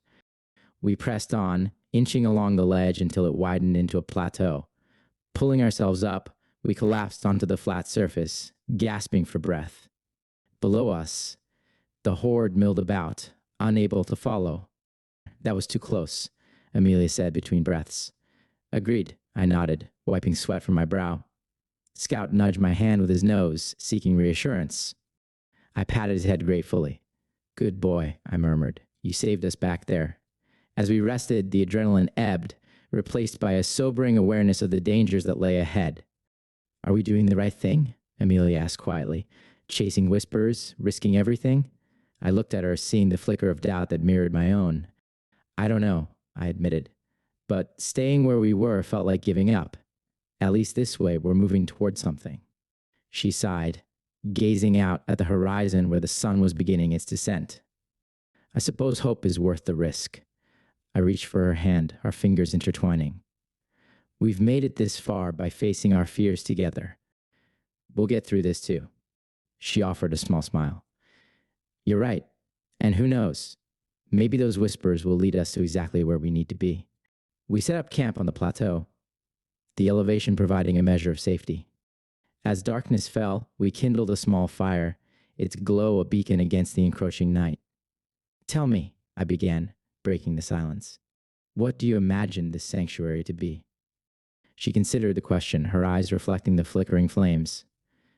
"A place where people have come together, not just to survive, but to live, to rebuild. A community where trust isn't a rarity, and hope isn't just a word." I smiled softly. "Sounds like a dream worth pursuing." "What about you?" she asked. "What do you hope to find?" I gazed into the fire, searching for words. I want to find a place where we can belong, where the open road isn't just an escape, but a path leading to a destination, a home." She squeezed my hand gently. "Then let's make that our goal." We sat in companionable silence, the stars unveiling themselves one by one in the vast tapestry above. The challenges of the day had tested us, but they had also reaffirmed the strength of our bond. Dean, she said softly, no matter what happens, I'm glad we're on this journey together. Me too, I replied earnestly. I couldn't imagine it any other way. Scout curled up beside us, his steady breathing a comforting rhythm. As we settled in for the night, the weight of uncertainty pressed less heavily. We had faced our fears and come out the other side, not unscathed, but unbroken. In the quiet moments before sleep claimed us, I allowed myself to envision the sanctuary we sought. Whether it was real or simply a beacon to guide us forward, it gave us purpose, a direction in a world that had lost its way. The whispers of a new dawn beckoned, and with renewed determination, we would follow them wherever they led. As the first light of morning painted the sky with hues of pink and gold, we broke camp, ready to continue our journey. The challenges ahead were unknown, but together we felt capable of facing whatever came our way. Westward, I said, shouldering my pack. Into the sunrise, Amelia agreed, a hopeful lilt in her voice.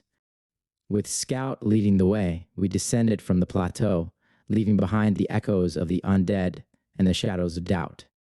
Each step carried us closer to the whispers that had reignited our spirits. The road stretched out before us, a winding path through valleys and over hills, beneath open skies and through the heart of the wilderness. It was a road fraught with peril, yes, but also ripe with possibility. And as we walked, side by side, I knew that whatever we found at journey's end, the true sanctuary was the one we carried within us. The unbreakable bond forged through shared trials, the unyielding hope that propelled us forward. The whispers of a new dawn had called to us, and we had answered. Together we moved toward the horizon, embracing the uncertainty with hearts open and spirits unafraid. Chapter 12. Mountains and Revelations. The air grew thinner as we ascended into the mountains, each step a laborious effort against the steep incline and the weight of our packs. The world below shrank away, a patchwork of forests and rivers fading into the mist that clung to the lower elevations. Above us, the peaks stood like silent guardians, their snow-capped crowns piercing the azure sky. Almost there, Amelia called out, her breath visible in the crisp air.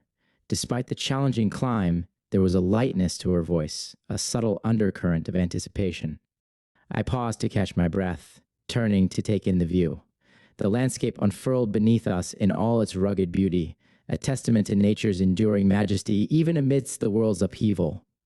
Scout bounded ahead, seemingly unaffected by the altitude, his enthusiasm infectious. Look at this, I marveled as Amelia joined me on a rocky outcrop. It's like we're standing on the edge of the world.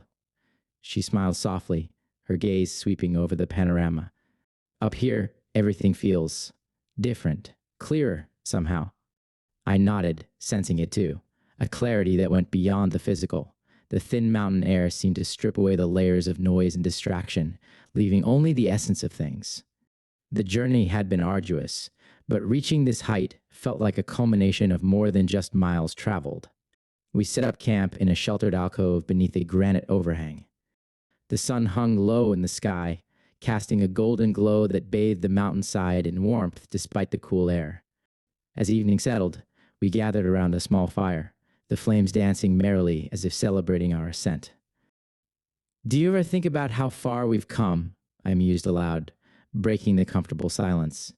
Amelia poked at the fire with a stick, her expression contemplative. All the time, she admitted. Not just the distance, but everything we've experienced, the people we've met, the challenges we've faced. It's changed us, I reflected, in ways I don't think we even realize. She glanced up, her eyes meeting mine. How do you think you've changed? I considered the question. I used to be so restless, always searching for something just out of reach. But now, I feel like the journey itself has become the destination. The experiences, the connections, they're what matter. She smiled gently. That's a beautiful realization. What about you? We asked. How have you changed? Her gaze shifted to the fire. The flames reflected in her eyes. A shadow of something unspoken flickered across her features. I've been thinking about that a lot lately, she began hesitantly. I sensed a weight behind her words, an unspoken burden she was grappling with. You can talk to me, I encouraged softly. whatever it is. She took a deep breath, her hands tightening around the stick she held. There's something I've been meaning to tell you, she said, her voice barely above a whisper. Something I've been carrying with me since the beginning. I remained silent, giving her the space to find her words. In the early days of everything falling apart, she began, her gaze fixed on the fire, I was with my younger sister, Emily. She was everything to me. I listened intently, a knot forming in my stomach as I braced for what she might reveal. We were trying to find safety, moving from place to place, she continued. One night, we were holed up in an old farmhouse. It seemed secure, but her voice faltered. I reached out, placing a reassuring hand on her arm. Take your time, I said gently. She nodded, swallowing hard. We were attacked. A group of the infected broke in. In the chaos, we got separated. I found her in one of the rooms. She had been bitten. A heavy silence settled between us, the gravity of her words sinking in. She was scared, Amelia whispered, tears welling in her eyes. She begged me not to let her turn into one of them. She asked me to end it before she lost herself. I felt a lump in my throat, the unimaginable weight of her confession pressing down. I couldn't do it at first, she continued, her voice shaking. But she was in so much pain, and there was no cure, no hope. I did what she asked. Tears streamed down her cheeks now, and she made no move to wipe them away. I've carried that with me every day since, she said, her voice raw with emotion.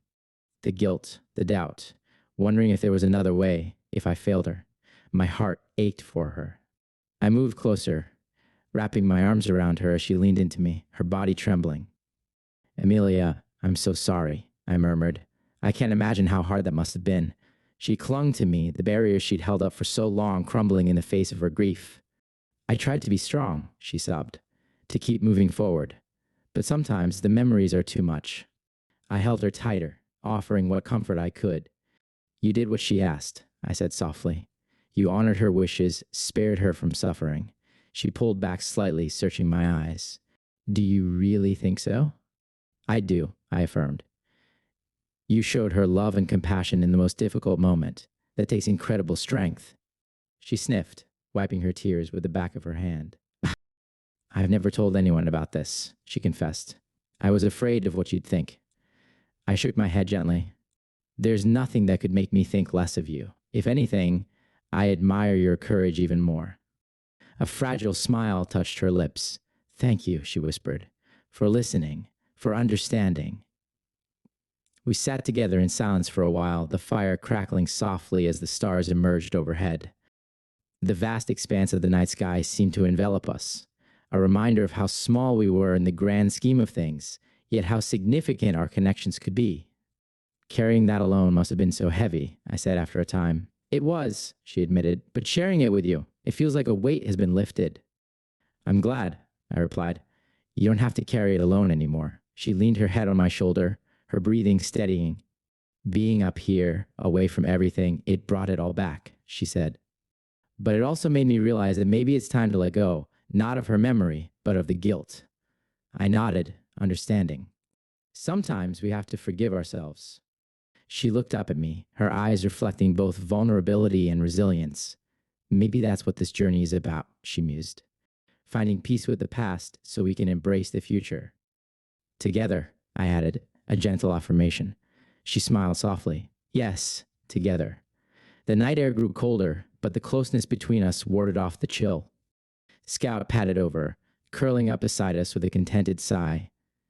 Thank you for trusting me with this, I said. It means a lot. She reached for my hand, intertwining her fingers with mine. You've given me a safe space to heal, she replied. I don't think I realized how much I needed that.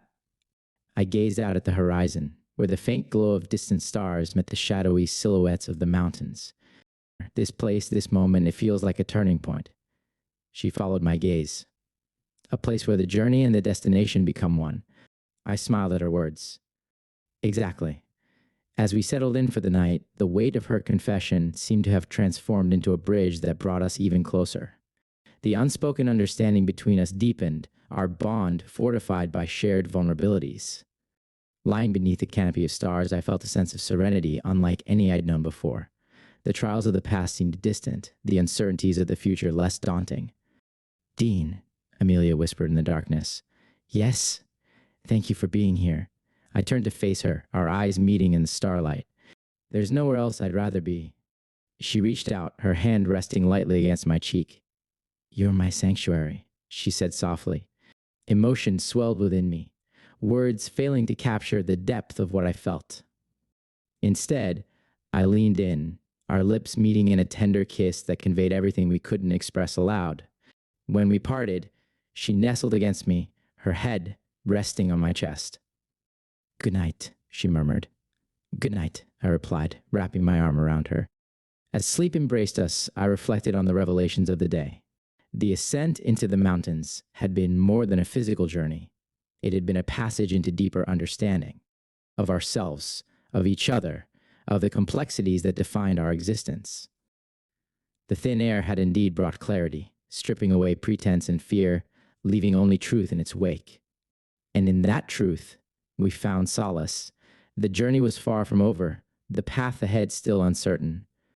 But in that moment, I knew that wherever we went, whatever we faced, we would do so together, bound by trust, strengthened by honesty, and uplifted by the love that had grown between us. The mountains stood watch as we drifted into sleep, their timeless presence a reminder that some things endure, unchanging, despite the ever-shifting landscape of our lives. And as dawn approached, painting the sky with the first strokes of light, a quiet peace settled within me, a reassurance that, come what may, we would find our way. Chapter 13, The Last Horizon. The wind howled like a wounded beast, tearing through the trees and whipping the landscape into a frenzy. Dark clouds roiled overhead, churning and boiling as if the sky itself were at war. We pressed onward, the weight of our packs and the urgency of our mission driving us despite the gathering storm. "We need to find shelter," Amelia shouted over the cacophony, her voice nearly snatched away by the gale. I scanned the surroundings, my eyes squinting against the stinging rain that had begun to fall, icy daggers that pricked at our skin. The terrain was unforgiving, jagged rocks jutted from the earth, and the sparse trees offered little protection. "There!" I pointed to a rocky outcrop ahead, a shallow cave carved into the side of a hill. It wasn't much, but it would have to suffice. We hurried toward it, Scout leading the way, his ears flattened against his head. The storm intensified with each passing moment, the rain transforming the ground into a treacherous mire. Thunder rumbled ominously, a deep vibration that resonated in our bones. Reaching the cave, we scrambled inside, the sudden respite from the wind a small relief. The space was cramped, barely large enough for the three of us. Water dripped from the ceiling, pooling on the uneven floor. "At least we're out of the worst of it," Amelia sighed, shaking the excess water from her hair. I nodded, setting down my pack. "Let's try to get a fire going," I suggested, though I knew it would be a challenge with everything so damp.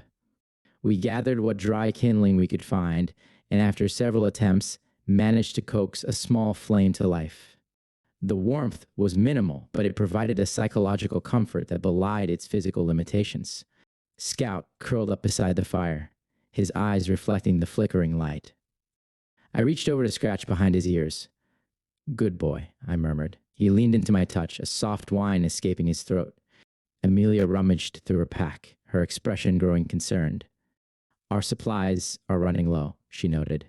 "We've only got enough food for another day, maybe two." I frowned, the reality of our situation settling heavily upon me. "Once the storm passes, we'll have to find more," I said. "Hunting, foraging, whatever it takes." She nodded, but I could see the worry etched in the lines of her face. "It's just, we're so close. I can feel it." "Me too," I agreed. "But we can't let our guard down now." The hours dragged on, the storm showing no signs of abating. The wind howled relentlessly, and occasional flashes of lightning illuminated the cave in stark, eerie light. The temperature dropped, and we huddled closer to the fire, drawing what warmth we could. As night fell, tensions began to rise. The confinement of the cave, the scarcity of resources, and the unrelenting storm pressed upon us like an invisible weight. "I just wish this would end," Amelia muttered, her gaze fixed on the dancing flames. It will, I reassured her. We just have to be patient. She looked at me, her eyes reflecting both exhaustion and determination. Do you ever think about turning back? The question caught me off guard. No, I replied firmly. Not after everything we've been through. She sighed, pulling her knees to her chest. I know. It's just, sometimes it feels like the world is throwing everything at us to keep us from moving forward. I reached out to take her hand. Maybe that's because what's ahead is worth fighting for. She managed a small smile. You're right. I needed to hear that. Suddenly, Scout lifted his head, his ears perked, eyes alert. A low growl rumbled in his throat. What's wrong, boy? I whispered, tension immediately coiling in my gut. Amelia stiffened. Do you hear that? I strained to listen over the storm. At first, there was nothing but the wind and rain. Then, faintly, a sound that shouldn't be there, the guttural moans and shuffling footsteps that had become all too familiar. The horde, I breathed. They must have been driven this way by the storm. Amelia's eyes widened. How did they find us? I shook my head. Doesn't matter. We need to stay quiet. We extinguished the fire, plunging the cave into darkness. The sounds grew closer, the unmistakable cacophony of the undead, drawn by the remnants of our presence. Scout stood at the cave entrance, teeth bared, his growl intensifying. I moved to his side, peering out into the night. Shadows moved amidst the flashes of lightning, a massive figure stumbling toward us. We can't fight them all, Amelia whispered urgently. I knew she was right. We have to find another way out, I said, my mind racing. She pointed deeper into the cave. Maybe there's an exit that way. We grabbed our packs, the scant supplies within clinking softly. Scout remained at the entrance, unmoving. Scout, come on, I urged. He glanced back at us, but then returned his gaze to the approaching horde, his stance resolute. What's he doing? Amelia asked, panic edging her voice. He won't leave, I realized with a sinking feeling.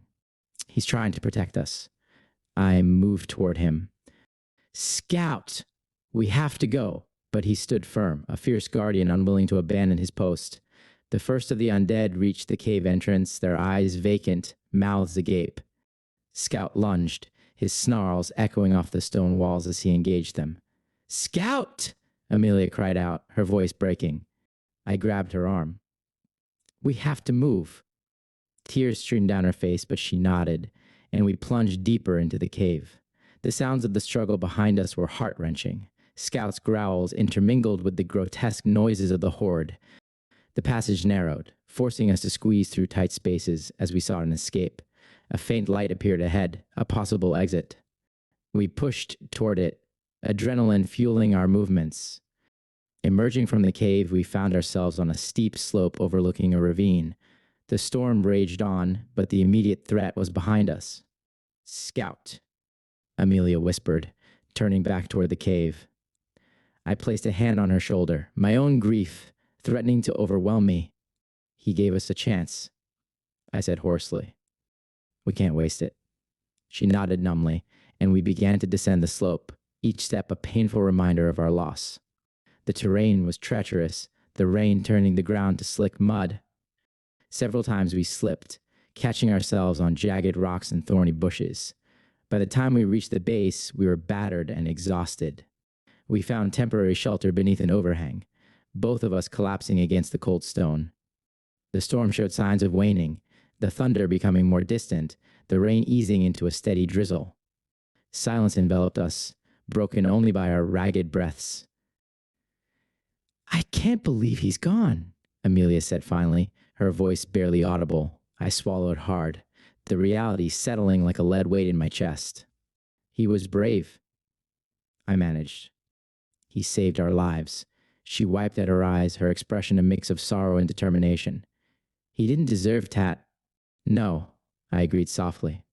But in this world, nothing is fair. We sat there, huddled together, mourning the loss of our faithful companion. Scout had been more than just a dog. He was a symbol of loyalty, of innocence amidst chaos. Do you think he knew? She asked suddenly. Knew what? How much he meant to us. I gave a small, sad smile. I think he did. Animals have a way of understanding things we can't. She leaned her head on my shoulder. It's so hard, she whispered, losing someone else. I wrapped my arm around her, drawing her close. I know, I said. But we have to keep going. For him, for everyone we've lost. She nodded against me. You're right. As dawn broke, the storm finally subsided, leaving the world washed clean but eerily quiet. The air was crisp, the scent of wet earth permeating everything. We resumed our journey, the weight of Scout's absence heavy upon us. The landscape began to change as we moved forward, the mountains giving way to rolling hills dotted with wildflowers that had survived despite the harshness of the world. Our resources were dwindling, but we pressed on, driven by a mixture of hope and necessity. Look, Amelia said, pointing ahead. In the distance, a structure rose from the horizon, a tall, solitary tower that stood like a beacon against the sky. Could that be? I trailed off, unsure if I dared to believe. Let's find out, she replied, a glimmer of determination returning to her eyes. As we drew closer, it became clear that the tower was part of a larger settlement, a makeshift community surrounded by sturdy walls and guarded by watchful sentries. A mixture of relief and apprehension welled within me. We made it, I said quietly. Amelia squeezed my hand. Scout would have loved this place, she said softly. I nodded, emotion constricting my throat. He would have. We approached the gates, and a voice called out, State your business. We're survivors, I replied, seeking refuge. There was a pause before the gates creaked open slightly. A man stepped forward, his expression cautious but not unkind. Welcome, he said. You've come a long way. Thank you, Amelia responded. We're grateful. As we entered the settlement, a sense of acceptance washed over us. The journey had been long and fraught with trials, but we had arrived at a place where the remnants of humanity were striving to rebuild. That evening, as we sat among newfound companions, sharing stories and modest provisions, I reflected on all we had endured. Do you think we'll be okay here? Amelia asked, her gaze distant. I think so, I replied. It's not perfect, but it's a start. She turned to me, her eyes reflecting both sorrow and hope. Scout would want us to be happy. I smiled gently. He would. We sat in silence for a moment, each lost in our own thoughts.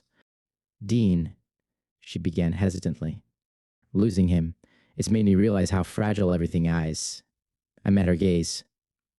I know. We can't take anything for granted, she continued. Not the people we care about, not the moments we share. I reached for her hand. Then, let's make the most of each moment, I said. Honor the memories of those we've lost by truly living. She nodded, a hint of a smile touching her lips. I'd like that. As night enveloped the settlement, we looked up at the stars, unchanged, eternal. Despite the hardships, the losses, and the uncertainty of the future, there was a sense of peace. We've come so far, I murmured.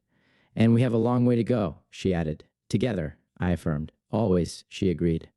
The loss of Scout had been a painful reminder of the cost of survival, but it also underscored the preciousness of life and the importance of cherishing every moment. In his memory, we found the strength to continue, to build, to connect, to hope. As we settled into our new surroundings, the last horizon no longer felt like an end, but rather a new beginning, a chapter yet to be written. And as dawn approached, painting the sky with promise of a new day, we faced it with hearts that had known loss but also love, ready to embrace whatever came next. Epilogue, echoes in the wasteland. We are the wanderers, treading the dust of fallen empires, lost in the labyrinth of silent streets and hollow towers. Shadows stretch long in the dying light, whispering secrets of a world undone. In the twilight of civilization, where whispers fade to echoes and echoes to silence, we walk amidst the ruins of what once was. The wind carries the scent of memory, a fragrance of lost hope mingled with the ashes of forgotten dreams. The roads we traverse are fractured, like the hearts of those who once roamed them, now scattered like leaves before an indifferent storm. Between the idea and the reality, between the motion and the act, falls the shadow. We sought sanctuary in places without names, chasing the horizon as if it held the answers to questions we dared not voice. Each step forward was a step away from the ghosts that trailed us, their footsteps silent but ever present. The stars above, cold and distant, offered no guidance, only a stark reminder of our solitude in this vast, uncaring void. This is the way the world ends, not with a bang, but a whisper. We met others along the way, reflections of ourselves, fragmented and yearning. Their eyes held the same flicker of defiance, a stubborn flame against the encroaching darkness. Yet, like mirages, they faded, leaving us to ponder whether they were ever real or merely figments conjured by our weary minds. Here we go, round the prickly pear, at 5 o'clock in the morning. Time lost its meaning. Days bled into nights in an endless cycle of survival. The sun rose and fell, a pendulum marking the passage of a world in limbo. We clung to rituals, setting campfires, sharing stories, to anchor ourselves against the tide of oblivion, threatening to erode our essence. Shape without form, shade without color, paralyzed force, gesture without motion. There were moments when despair wrapped its cold fingers around our hearts, whispering seductively of surrender. But even as the abyss